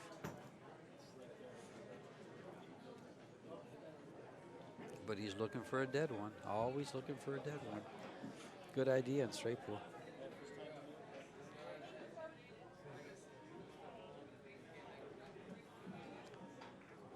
Now he's doing something else here. Oh, he went to the other side. 6 ball. He's going to tempt him with a 6 ball. Oh, and Max is going to take him up on it. Yeah, I bet he will. I don't know why he didn't use the ball up by the corner pocket. You can go 2 rails off that. The 10 ball. Shot that towards the, kind of, you're almost banking it to the 13.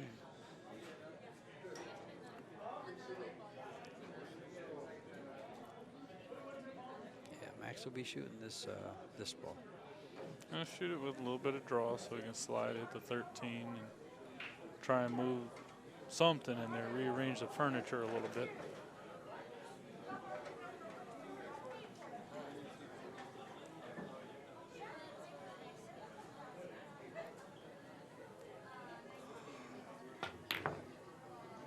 Oh, man. Distance is not his friend. Second time. Uncharacteristic, yeah. Second time he's missed a long shot. Third time. The other time he was elevated on the 3 ball. Oh, yeah, well, that one I don't count because of the elevation. But I mean, he had a good bridge for the other one. He had a good bridge for this one. All right. The other one was a 10 ball, correct? It might be. I don't remember which ball it was. I just remember he had a. No, it was. I think it was it was the same shot that Mark had to start with. The 9 ball, straight in 9 ball.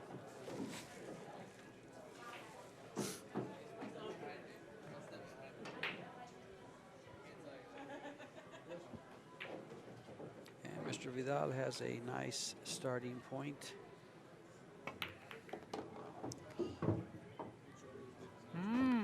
Ooh, not so nice. He's going to be forced to shoot a combo. Yeah, I don't know. The combo kid or the 4 on the side. Gonna have to loosen himself up. Been sitting down for a while.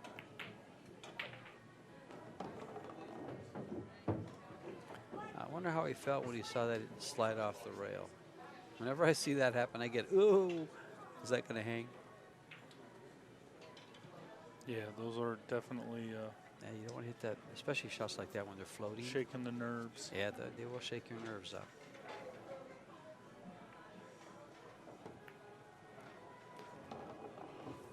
And that fell in a nice place. Things should look pretty good here. Just looking to see if he just stops the cue ball. Can he shoot the 14?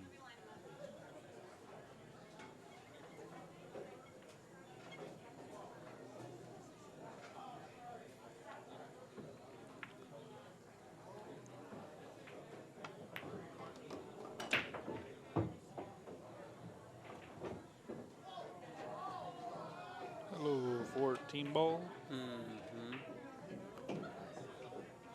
A little stop and pop.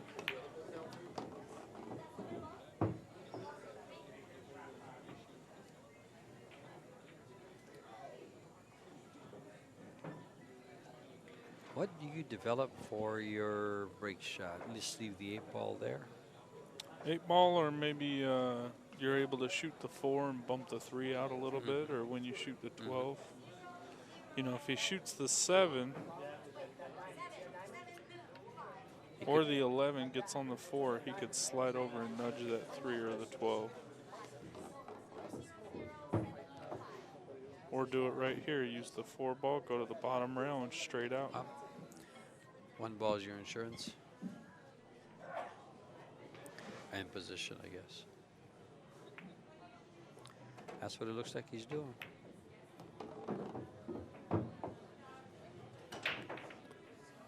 He hit that awful hard for. Yeah, he had doing no that. love either. No, I think he was missed trying to them. hit both those balls.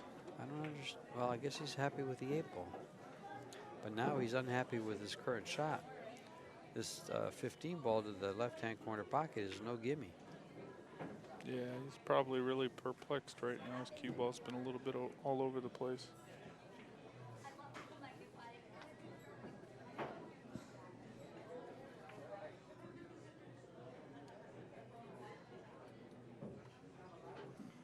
He's playing this 15 ball, and he pocketed it. Yes, he did. Jen. So he continues his run. He doesn't want to shoot the 8 ball. The 8 ball is his break shot, but he might be forced to. I think he shoots the 6 before he shoots the 8. Because that 8 ball, I believe he's thinking is his break shot. I've got a great straight pool player standing next to me. Maybe I can get some headphones on him.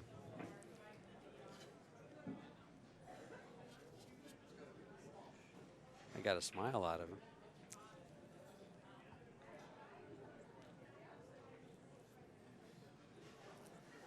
Well, I think he gets up 2 rails and probably shoots either positions the 12 ball or the 1. Yeah, he goes positions the 12 ball, but not 2 rails. He went straight up with draw. Just came straight off, perpendicular from the base rail, bottom rail.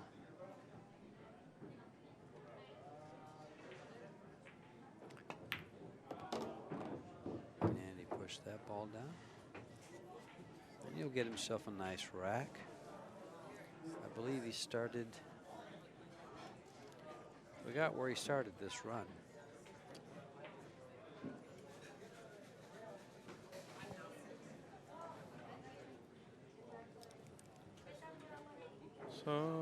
definitely going to be the 8-ball for his breakout ball. Forgot where he started the run on this rack. Did you get all 14 of them? They started early, I remember that.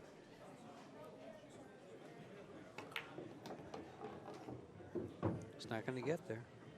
Yeah, I like going forward with top. I do too. He just had a shot where I thought he might go forward when he played shape on the 12, and he drew it, and it came up perpendicular to the bottom rail, just straight up for the 12. He went up a little higher than he wanted, then he pushed pushed that last ball over to that area, and that's how he ended up with it.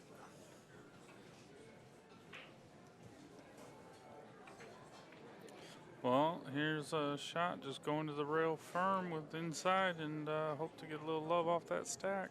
And weren't you talking about maybe rubbing off the strike the wrong way? Yeah. Yeah, it can happen. Because he's going to come, he's going to... I'm only talking like Mach 1 or maybe 0.5, you know, not Mach 3.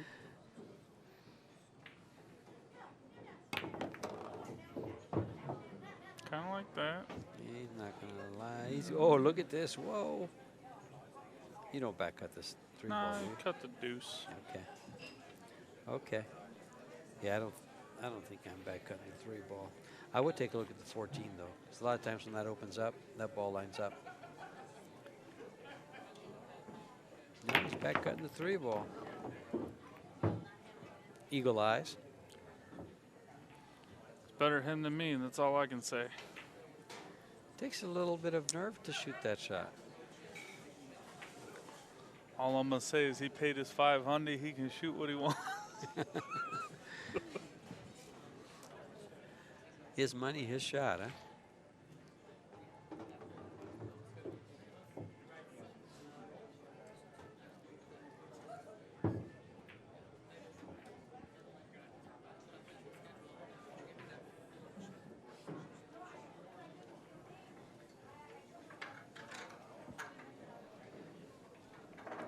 Well, opposite hand. Worked out better than that run stopping bridge mistake. Yeah. Where he had both hands in traction? Yes. And he'll shoot the 4-ball here probably and develop a break shot on that side of the rack if he so chooses.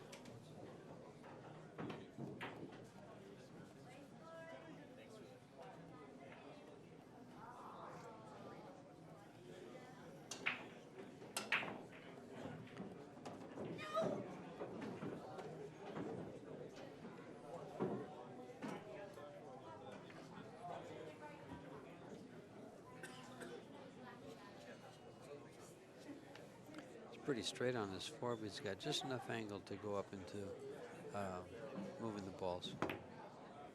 No, he didn't. He was too straight. He stayed right there. He's going to shoot a ball to the side, it looks like, after seeing what he's looking at. Yeah, use the 6-ball to get him position. Yep.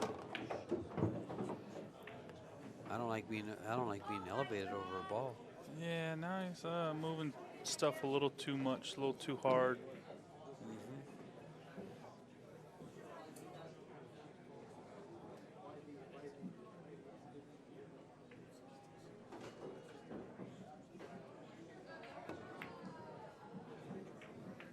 Missed it. Elevation. He was elevated too long, took his time, and thought too long.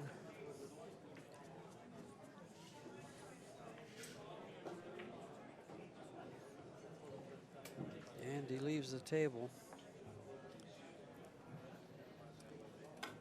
Max had a 69-ball run to get to where he is.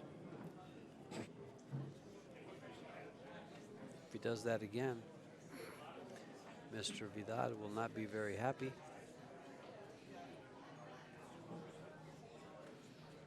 We'll even let him settle for 53.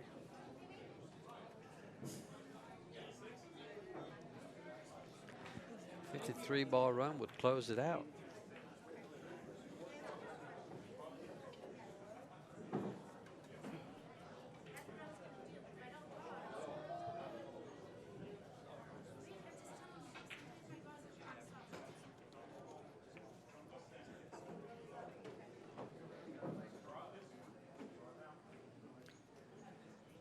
Max wants to make sure this is a little delicate place in the match where could win or lose the match right here real quick. One mistake here could just, you know, sit you down for the last time for either player.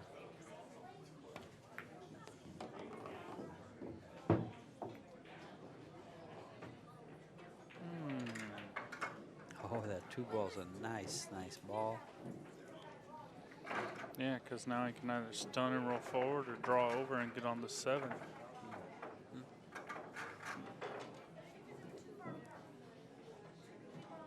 Me personally, I like stunning it a little bit higher. I don't like shrinking my position angles. Oh, he's going to draw it with the 14, come straight back into the 1. There's a side pocket there.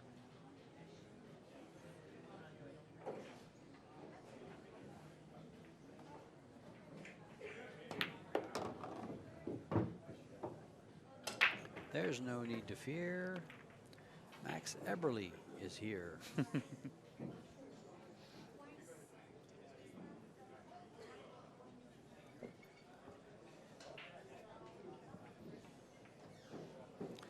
That's an old style cue. Looks almost like an average jointed cue. This is Mucci. Is it Mucci?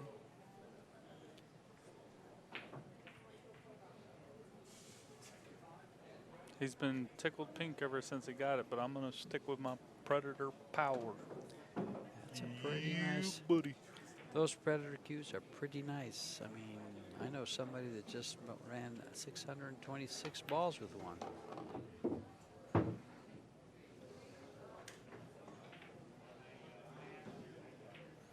So does John Lehman. That's what I'm talking about. It's Predator Power, baby. Did you guys hear that, John? Say that one more time. I love my Predator. See? I play with a P3 with a reroll shaft on it. Even the TD knows how to be.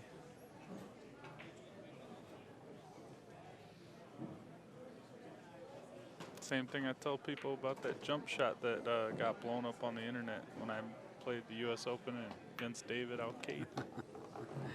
Predator Power, baby. Predator Power, huh? Ouch. Yeah.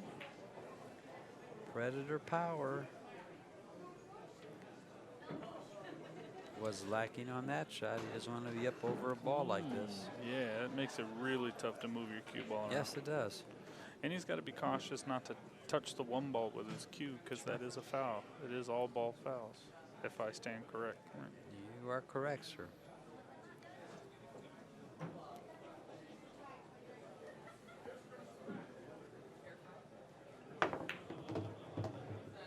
And he had to let loose the juice. He did a good. That was a good job. Will he bank this ball? No, I think he plays shape. Oh, no, I didn't think so. I was gonna say. no. Now, I mean, here's something. I would draw the 15 ball back and make sure my cue ball is higher than it is now and play the 1 cross side, let the cue ball go long rail, short rail into the bottom of the stack. I might be that kind of guy. Okay. Just because I can get away with hitting it harder. Now, if I'm drawing all the way back, cutting the 1 in, I don't know if I'm doing all that. I think he's going to get position on the 1. Let me run this by you. Play it and waste it. He's going to play safe. It's not going to work. What were you thinking? Oh, I think he'll play there and then bank the 1 ball to the bottom rail about the middle diamond and the cue ball against the stack.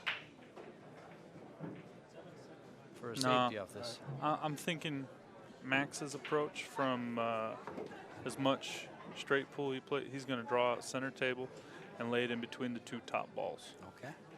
Just so he gets the extra point.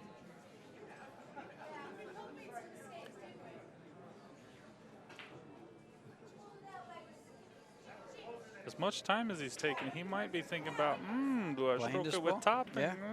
Getting a Going little to the crazy. He's that's what he's doing.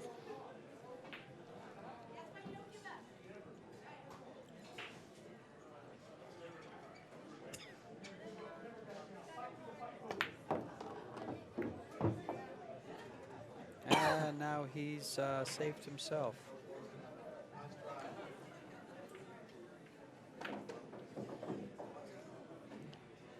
Advantage, Mr. Vidal.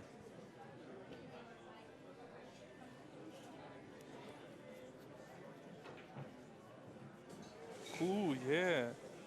Is that the accurate score, right? Yeah, except for the one ball he just made. Okay. We got a nail biter here and jockeying for position while we're at it. And I don't like Max's position.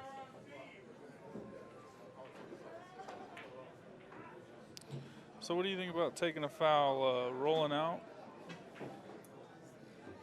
This could be good. He just did. Yeah, He he did not might have hit hit the the ball. 3.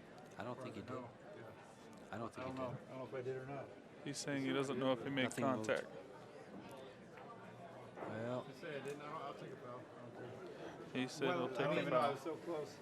Yeah, from And it's already touching. from that here. angle, it was hard to tell. I didn't see anything moving at all. I don't know. Yeah, I might not have hit it.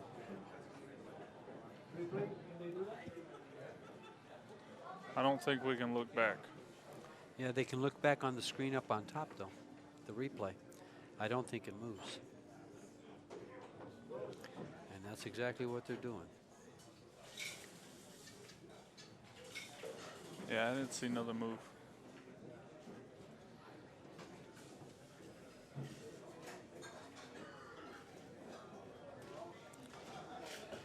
Tough call.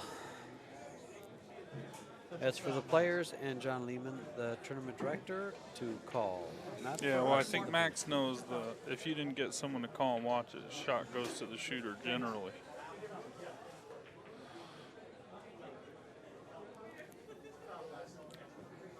Did he call it a foul? Yes. It has been called a foul.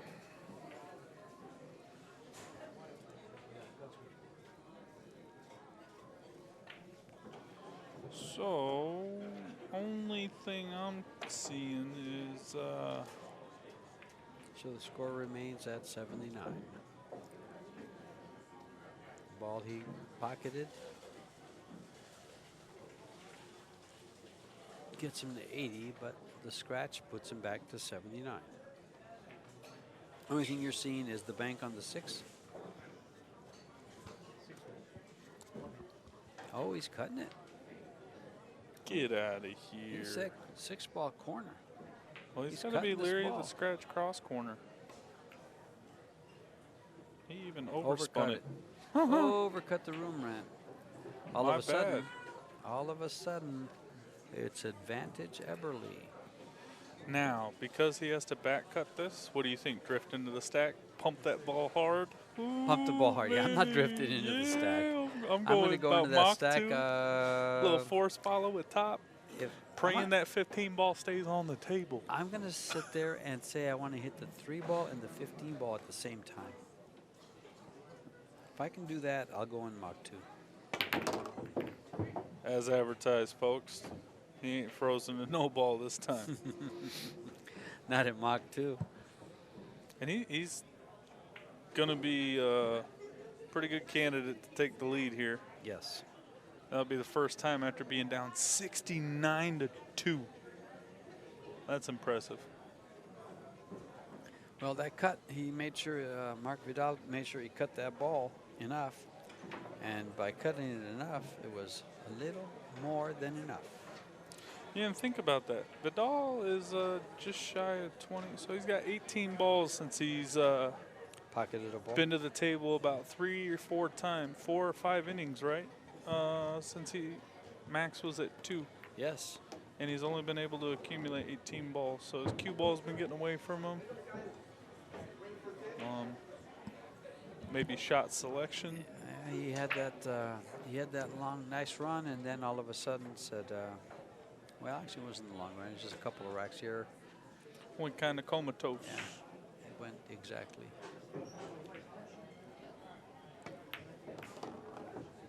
Went into those balls nicely. Yeah. Combo Easy 2-8 combo. or the 14. That's too easy of a combo, isn't it, Mitch? I'm shooting it, and I hate combos. You heard it here first. I hate them. And I'm still shooting it just because advances the cue ball to get on the 7. The 5-13's a dead combo. Opens up the bottom of the rack where the rest of them potatoes are. I don't think that 7 ball goes by the 13. Oh, yeah.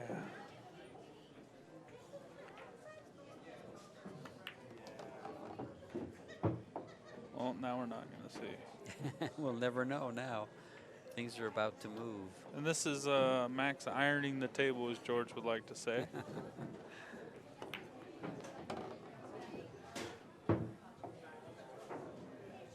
So he's got a 5 ball, a 3 ball as a breakout ball. So when he shoots the 13, then he shoots the 4 ball to get back on the 15 and 7 down table. Is he going to draw out, get right above all of them? Yes. He just come right up. Kind of like that. And this tells us which ball he prefers to use as a break shot. And he'll come back down for the 4. Easy.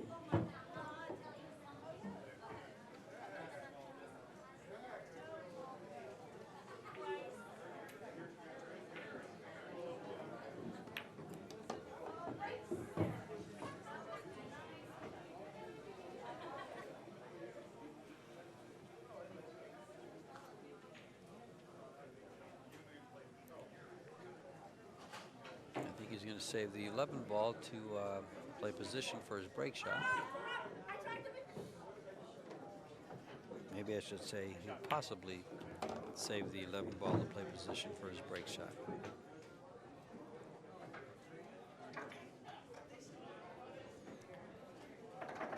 Now see if he follows for position on the 7 here. He's going to be too close to the rail for my taste. So he's got to come off the rail a little bit. And like that. Perfect. Now you shoot this with top pair inside or low right? Just straight high and go right up to the middle of the table. End up a little bit to the right of center. So that when I come off the rail on the 11, I don't come out too far. Kind of just like that. Don't get straight in. He's perfect.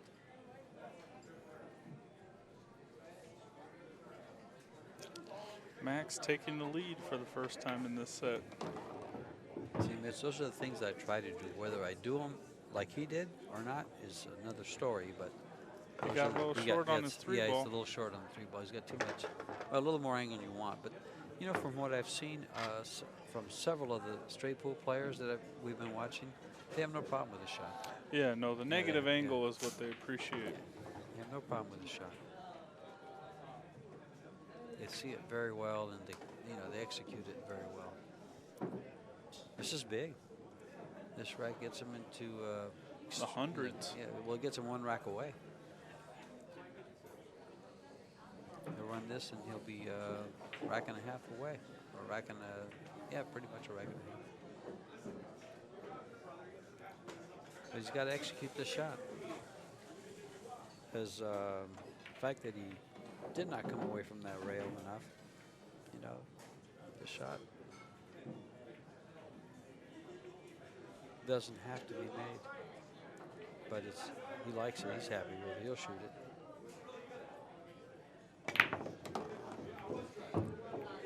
Nice. Little love bump off that 11. Nice. Kept the cue ball in the bottom half of the table and opened up the rack. Well, I'm just going to say he goes ahead and gets to 106 from here. I believe he will. It's okay to say it. He's wanting to do it, and I'll watch it. Off the rail.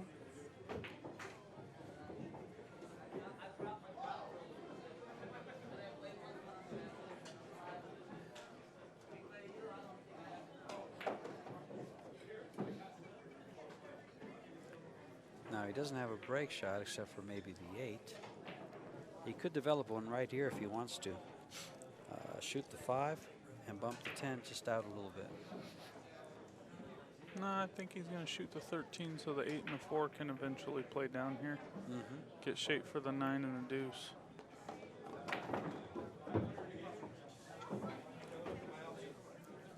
Shoot the deuce, come up, play the 14. No, he's going to draw it and bump the 14. My He's bad. not bumping any balls yet. He's not ready to. He might be saving those to go off the 8 with. Or the 5. Or get up in the middle, put the cue ball over by the 8. Like kind of there. Oh, he's in trouble.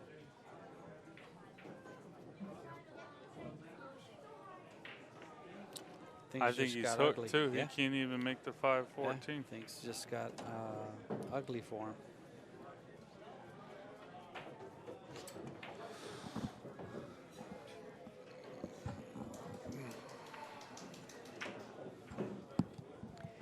Things just got ugly for him. Is he going to play safe behind that 11 ball? He might take a foul and just wedge behind the 4 ball at a different position. He's got to touch the cue ball.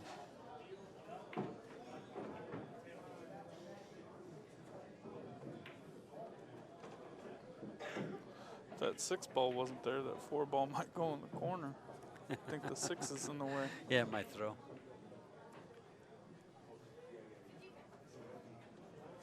He's in a tough spot. He really is.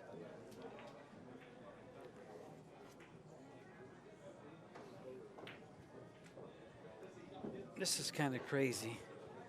But what would you think of going off the 4, hitting the side rail, the head rail, and trying to lay it up against the 11? Too much execution, too delicate? I think he took a foul. He touched it then, huh? Mr. Vidal is at the table.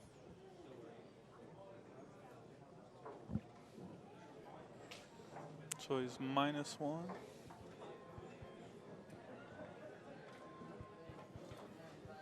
As is Mark. He says, you took it first. We'll play this game. He's going to do it again. And Mark will do the same thing.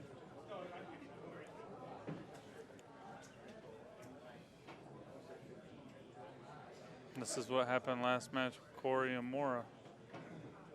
You don't do.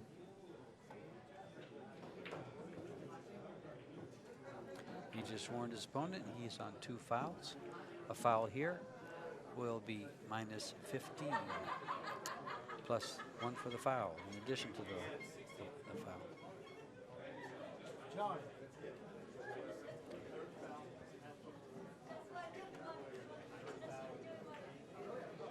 How does this work now? Third foul. -15.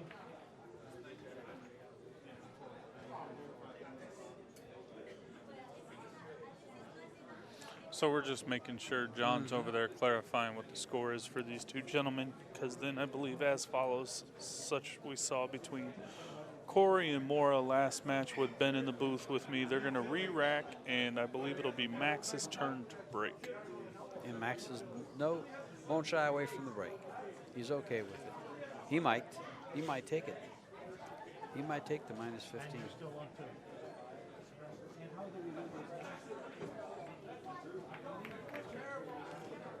He took the foul.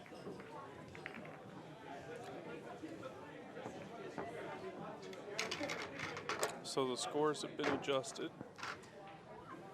That's how bad of a roll he got. It cost him 18 balls to get out of that. And he has to break the balls. But Max is okay with it because he's within 6 balls of his opponent and feels that he can break safe enough to Get right back into get it. right back into it.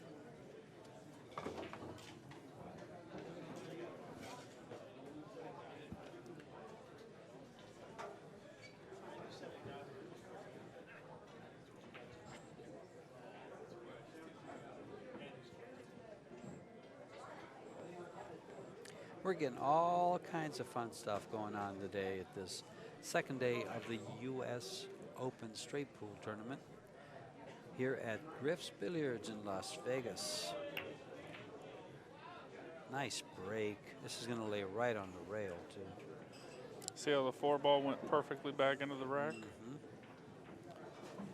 Mac has got that break down. Now again, Mark is on his second foul. Yeah, Mark can't foul here, or he'll have to do the same thing. If he comes off that 11 ball or that 5 ball and scratches, oops. Well, that, and if you go to thin the ball and you Or don't miss hit it. Yeah. Imagine going to thin the ball and you come back and hit the 4 and the cue ball stays right there and you have to give up the 15. Minus 15 and you sell out. Well, don't scratch in the side. Yeah, but he sold out the 10. See if Max is suffering with the distance like he has previously a couple times during this set. Good point.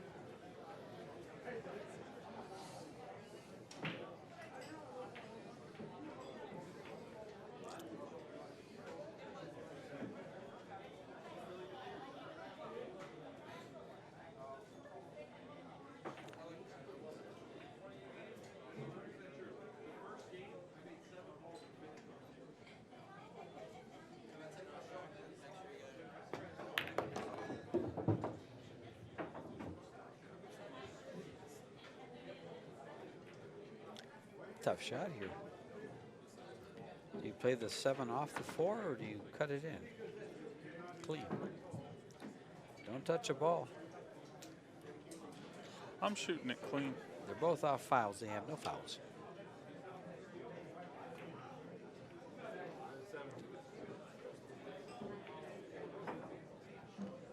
I'm going to cut the 15 ball and put the cue ball in the stack.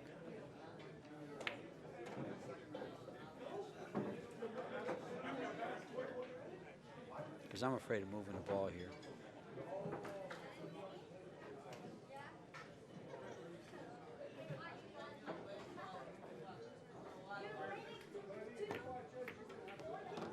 Nice shot, Max.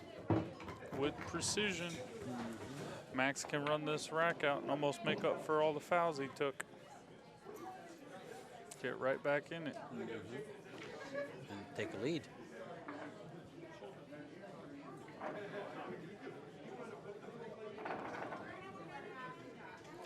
Side pocket.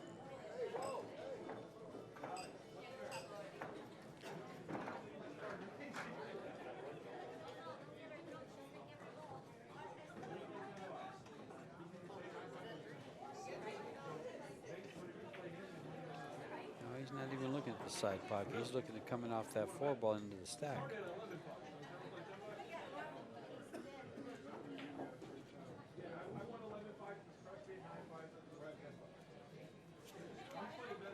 He's coming back. I guess he was looking at the side pocket.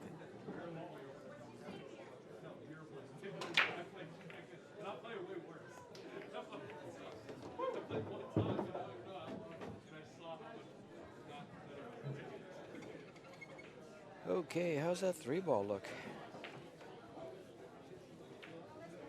Does it throw down? It might.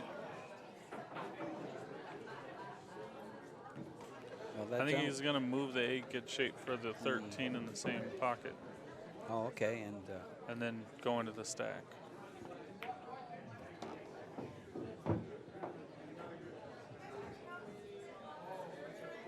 There he is.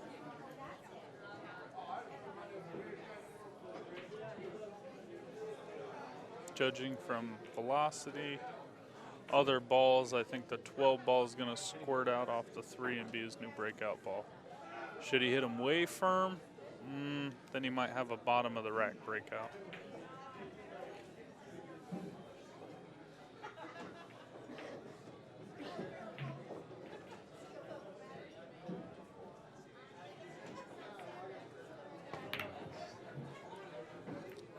Missed it. And might have sold out the 12 ball so Mark doesn't have to shoot jacked up over a couple of balls.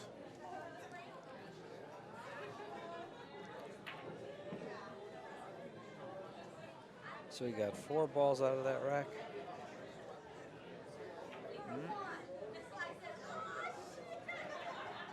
Yeah, a 14 might go too. Or as well. Oh, he's got so much room. Well, Marc Vidal has a great opportunity here. Yeah, he definitely got a breath of fresh air. Yes, he did. Wow.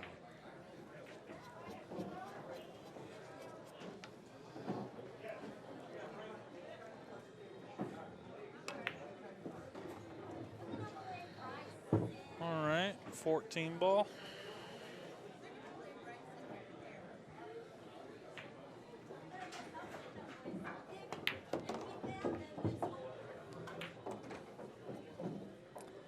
Ball. You like shooting the 6 ball.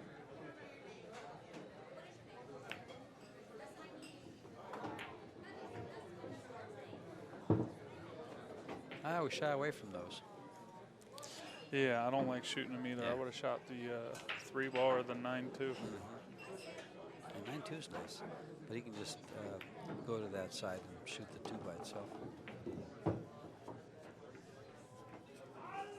Like right here, he'll just draw the ball over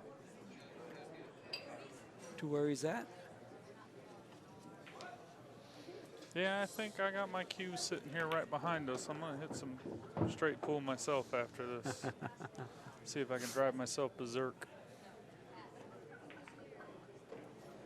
As I look around the room, good luck finding the table. Oh, the one that's in front of us that's covered up. There's 2 tables that are covered up. You want the tight one? Yeah. I know somebody we might be able to get that stream table and we'll stream it. I'm not saying I want to be embarrassed.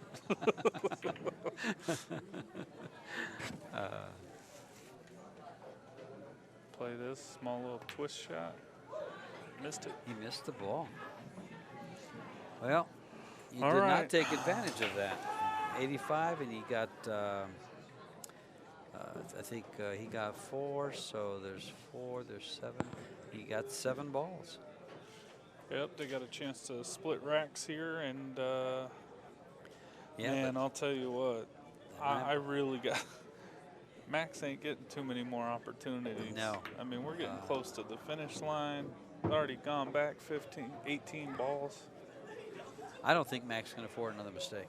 Yeah, I mean, I don't think he's going to come out smelling like a rose like he just did there after making the mistake that he did.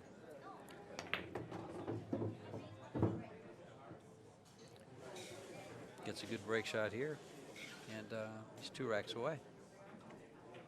24. No, he won't be. He'll still take 3 racks too. He'll take 3 full racks almost. Nice cue ball.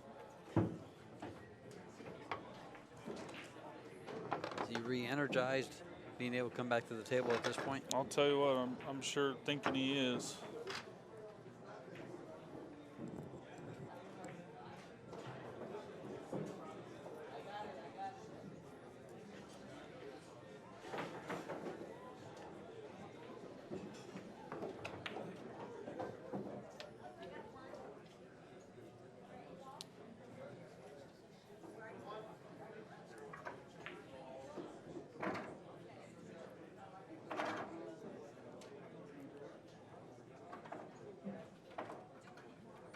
Keep in mind, if you just joined us, we have quite a bit of pool this summer here.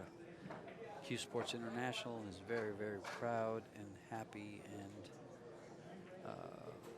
to present the BCA Pool League World Championships, the USA Pool League National Championships, July 17th through the 27th.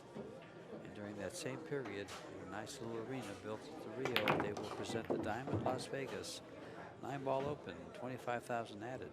You didn't see his cue ball right there, did you? No, I did jump over it. If you check at the delay, Yeah.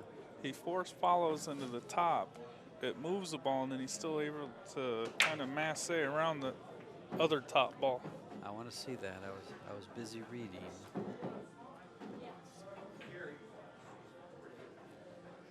So yeah, on the delay, he's going to come into the top stripe ball, being the 15 ball. And then he's going to masse around the 4 ball as the 15 gets out of the way.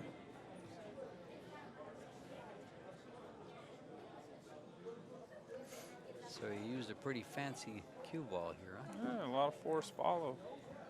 That's where I normally hit it pretty similar and I scratch. Well, he just shot the 3 ball. On the slightly negative angle on the 14 ball. Careful here. See? Oh, I see that.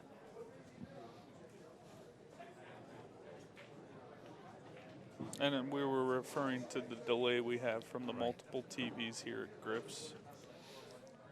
They're streaming streaming this match on the TVs here at Griff's, and we can see that. He doesn't need that 12 ball to hit the 4, down out of play. All right, so the 11 goes, the 4 goes. Max is still off and running. Well, he'll need this rack, and then 2 more, and 1 ball.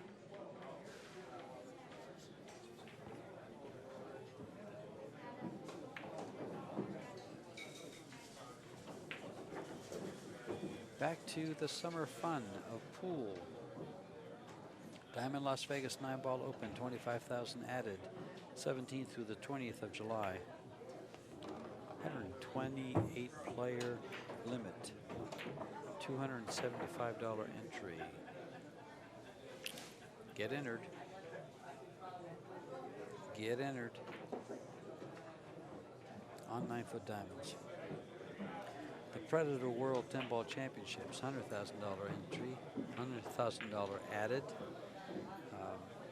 CueSports, International, and Predator combined together, bringing you this event, a 64-player invitational to players all over the world. We had a great international field recently here in Las Vegas. This will bring a lot of those back.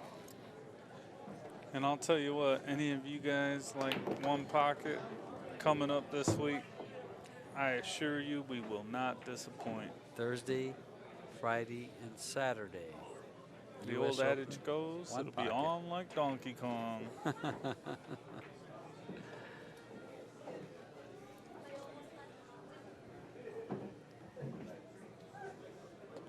got to take a look at the registered players, see who's entered.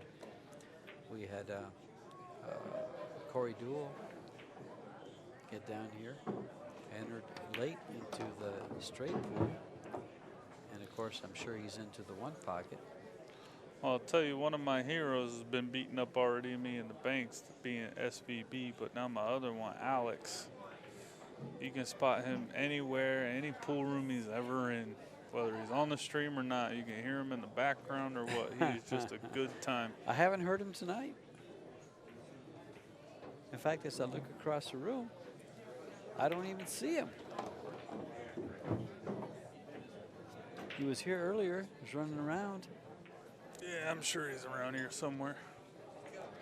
Probably the restroom. No, he's sitting next to a local here on the bench next to table 23. Okay. Guy in the blue hat's in the way. I got you. I got you. I see him. He's being quiet. Yeah, well, he's Probably trying to tired match from the up. flight, and he's probably 3 hours on The crew Eastern that he's time. talking to over there, he's trying to match up playing some One Pocket. Oh, okay.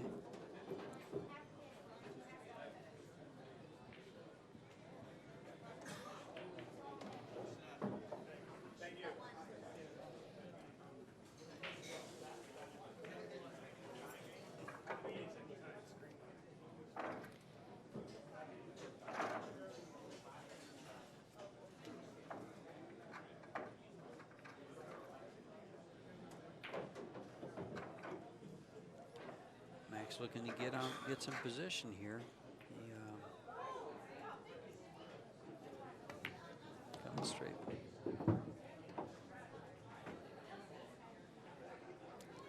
So he might not even look at the deuce. He might just go across corner with the 13 or play the combo.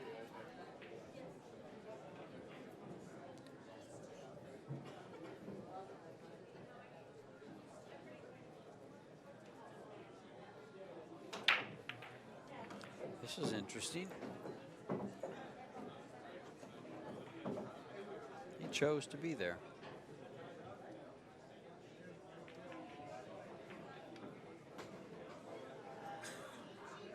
Yeah, I mean, I'm personally just going to roll forward, make the deuce, and get above the 15 to play a cut combo. Cut the 12, low, outside, spin into the 13. He just takes a little bit longer than I do.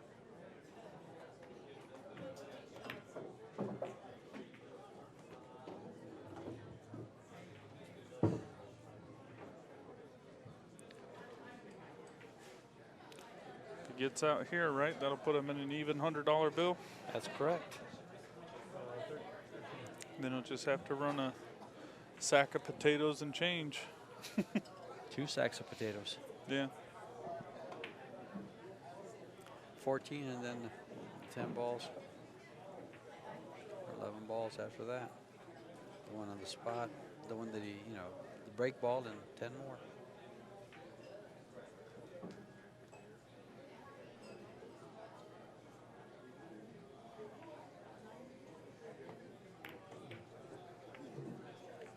Wow. That was. Tell you what, Ouch. Mark better be counting his lucky stars, man. Both of them. Both of them made They have errors had that could have beat them. opportunity. Errors that could have beat 'em. Sometimes it's just hard to close a match.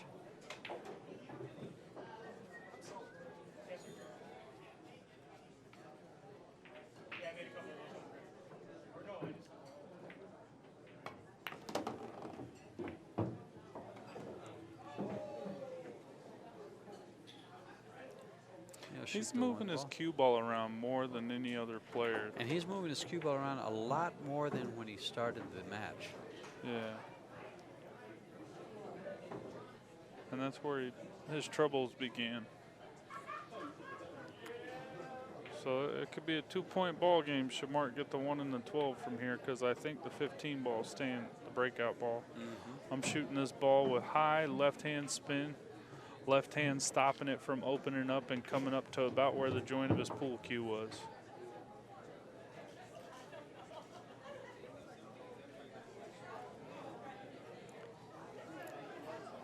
So low right, small strokes, and about a 30% burst. He goes back and forth. Now he's going to be perfect.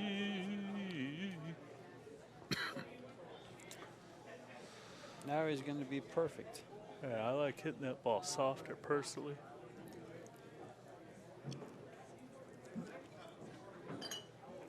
We got a 97, 95. Not using the second rail?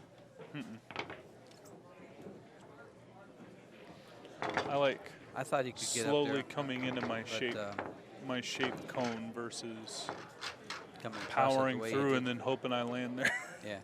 Yeah, he crossed it all the way. He crossed it twice, actually. Well, almost crossed it twice. Landed on it the second time. I mean, if that's the case, he could have went forward with and gone 3 rails and then had a little bit longer time to come into it, correct? Mr. Vidal is going to take a little break to compose himself. He says, I can't believe I got to the table at this juncture. And I'm going to walk outside, get some fresh air. And in Vegas, when you're in Vegas, if you walk outside, you might get some funny air. Yeah, Mark only needs 30 balls. Max only needs 28. So it's a nail biter. At any given time, we can figure out that they can get there. A mistake should cost you the match from here. Well, after that, as I was talking before, this got dramatic.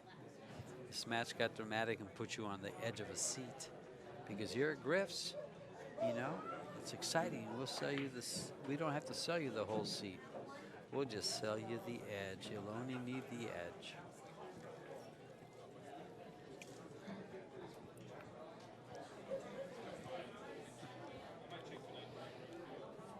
August. we'll have the U.S. Open 8-ball and 10-ball. We're going to take a little break along with Mark.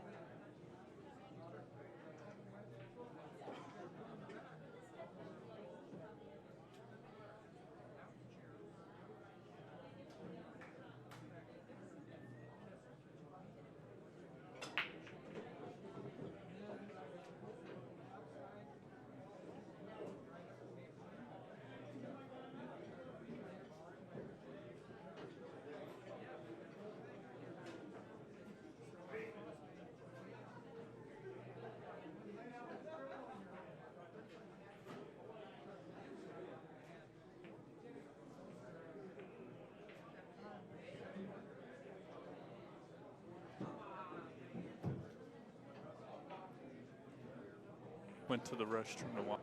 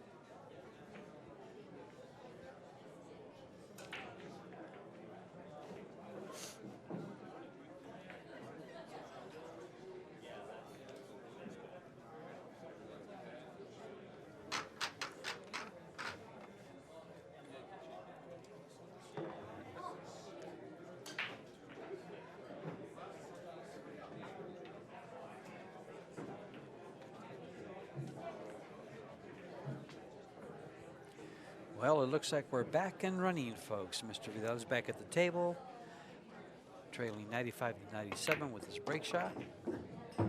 Opens it up. He's got shots. We're off and running.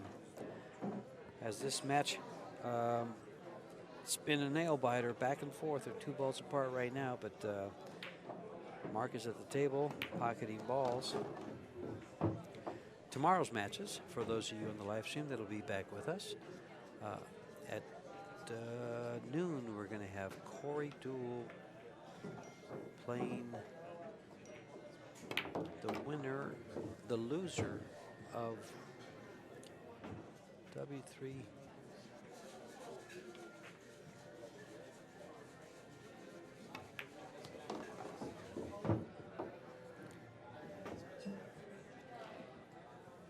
Playing the loser of the Shane Van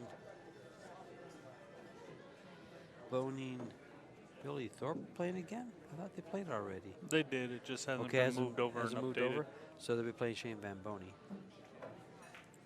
I'm sorry, he'll be playing Billy Thorpe. And then the other match at noon will be Gabe Owen Gets playing the winner of this match. The winner of this match. And those are your 2 noon matches. The 2 p.m. match is, of course, is the winner of the match between Corey Duell and Billy Thorpe. And the loser of that will have 4th place. Did I get that right? The loser of Corey Duell and Billy Thorpe will go on to play for 4th place. Mm-hmm. And he will face Gabe Owen and the winner of this match here. And that's the 4 o'clock match. The 6 p.m. match. Should be the hot seat match. Should be the hot seat match, yeah. So that's what's coming up tomorrow.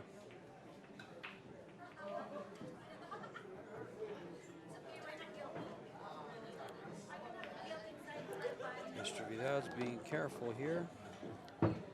He says, I've made enough mistakes. I will take my time. I will. We got to put the nail in the coffin. Yes, you've got to close from here. If you keep letting your opponent hang around in a match when you should have beat, oh, he's missed it. Ooh, I thought he missed that ball. Well, and pay attention. This is where he's actually taking care of his cue ball, and that's what He paid hasn't been doing? dividends Yeah. when he was on his 60-plus ball run. Yeah. Well, the 60-plus ball run was Max. He has not had that. Vidal had him 69-2. Remember, Max was at 2. Okay, that was. So I've got my scores wrong then. Thank you. I've got the names in the wrong places. And then Max went on My a notes. tear to get to even. That's correct. That is correct, Max.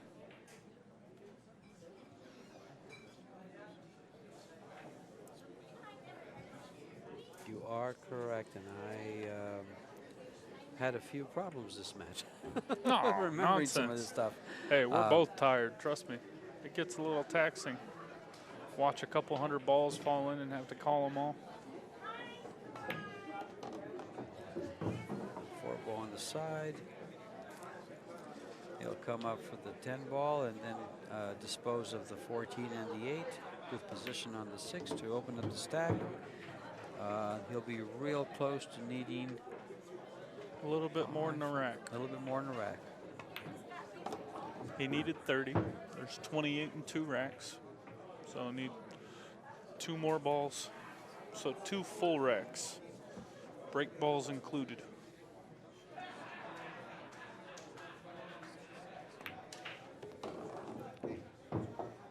It almost seems like he cues center and then dips down low for his shot.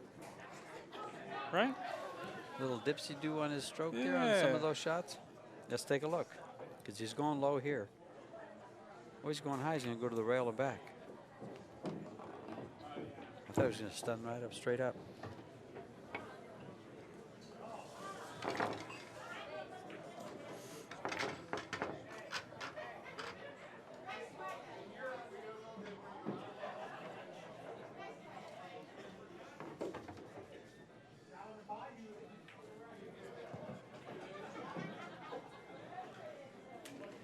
going to the stack here.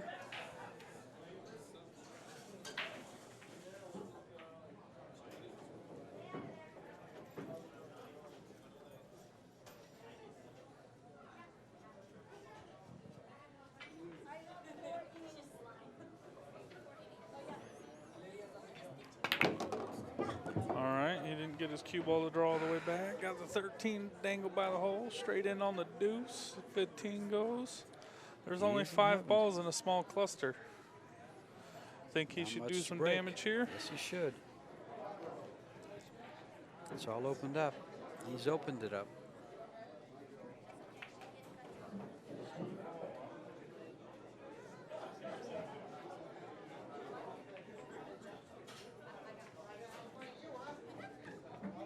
Let's come down. Oh, okay.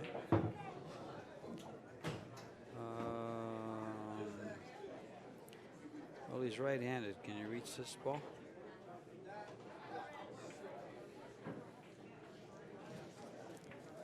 Yeah, but this goes to what I talked about yesterday. The cue ball came up too high.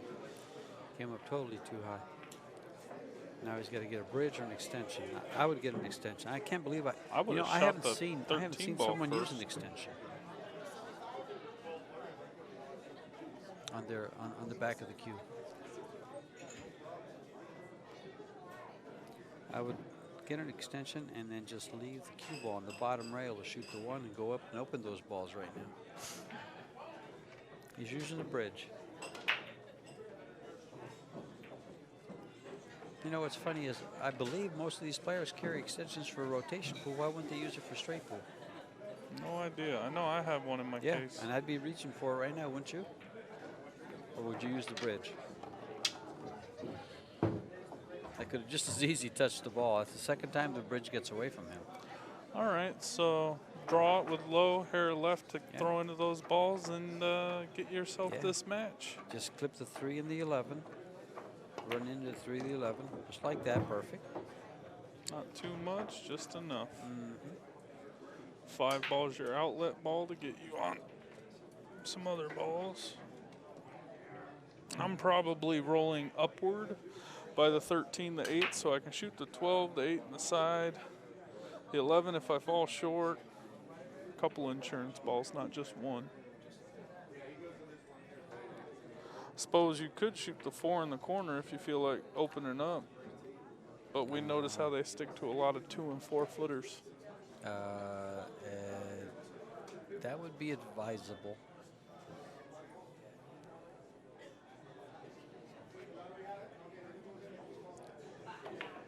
It's funny when you dip your cue, like you just motioned that he's dipping.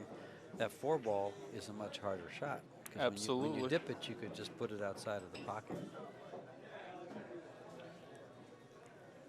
I'd come up to where the cue ball is now and shoot the 15 ball. He's going to come up. This could be trouble. Only trouble he got into is he got straight in on the 8. Or the 14. Or the 14. I like the 14. I like it too. Less obstructions of your bridge hand. Less to do. You can get level on the ball and get back into the line.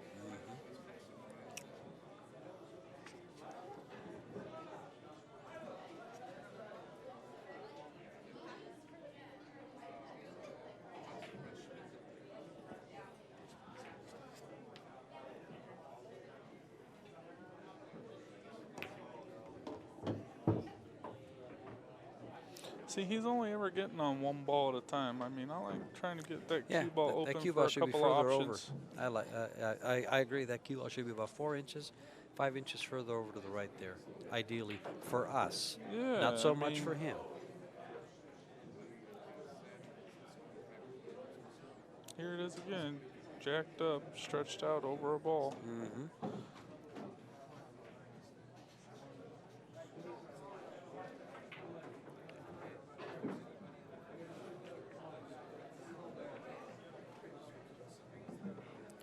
Is he coming down and back up again?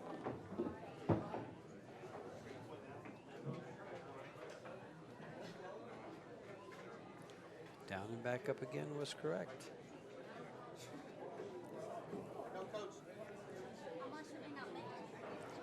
Now he wants to get over to the same side of the rack that he just went by. or start shooting balls to the side pocket.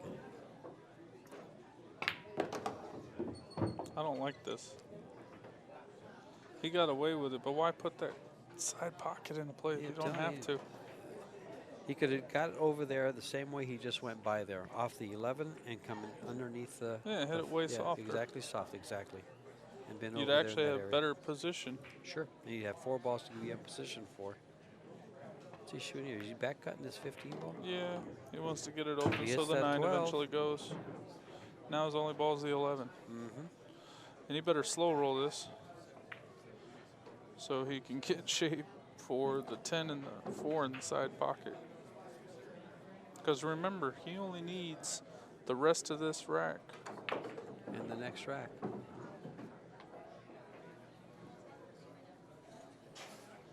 Because the conclusion of this will put him at 123. He'll need the break ball plus a ball.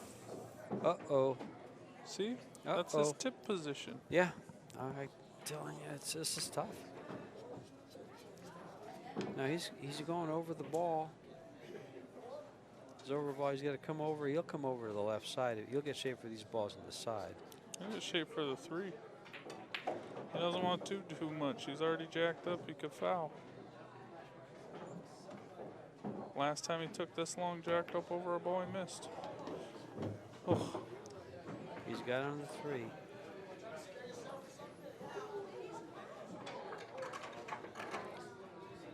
Every shot's an adventure. And I'm normally a pretty positive person, but I am really surprised at his shot selection later on in this match. He played really well early. Pretty well, held his composure, and then he took Very a long well. seat, and I don't know.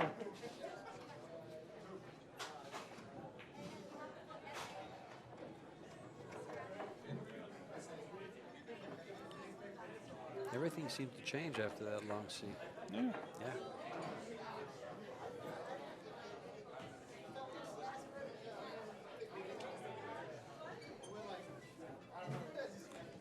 Is he thinking of slow rolling to where he's at, or is he thinking about? I'm thinking he's going to play at pocket speed. If he goes any more than that, who knows? Well, after I see him use this. Yeah, I was thinking he's going to go all the way around. Yeah, I can't call any of his shots anymore, folks. I have no idea. I'm just going to stick with it. I mean, it works for him. Yeah, that worked.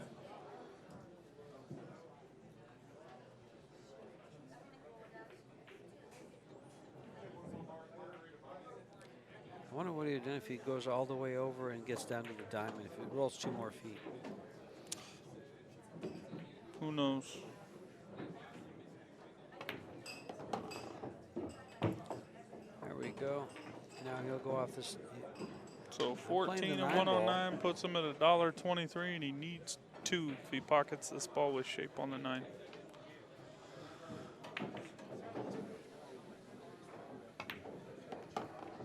Comes out for shape. All right, so he needs the 9 ball and a point.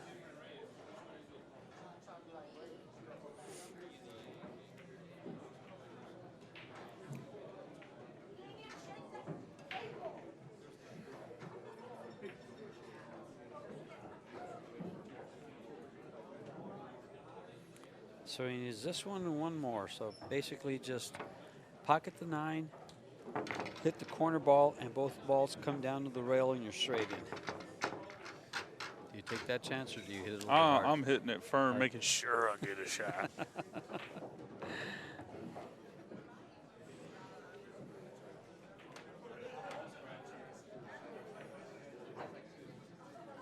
I'm hitting this with some low gibberish and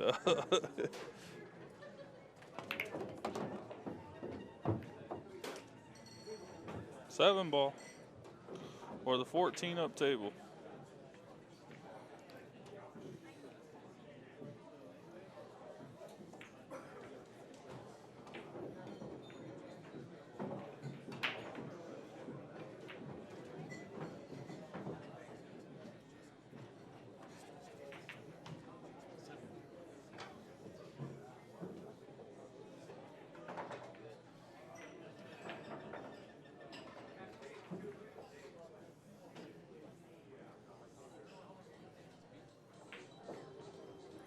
Got to settle himself into the shot. And that's it, folks. Game, set, and match. Thank you for tuning in and hanging out with George and myself. Tune in tomorrow for more continuous action starting at noon, and we'll see you then. Good night, folks.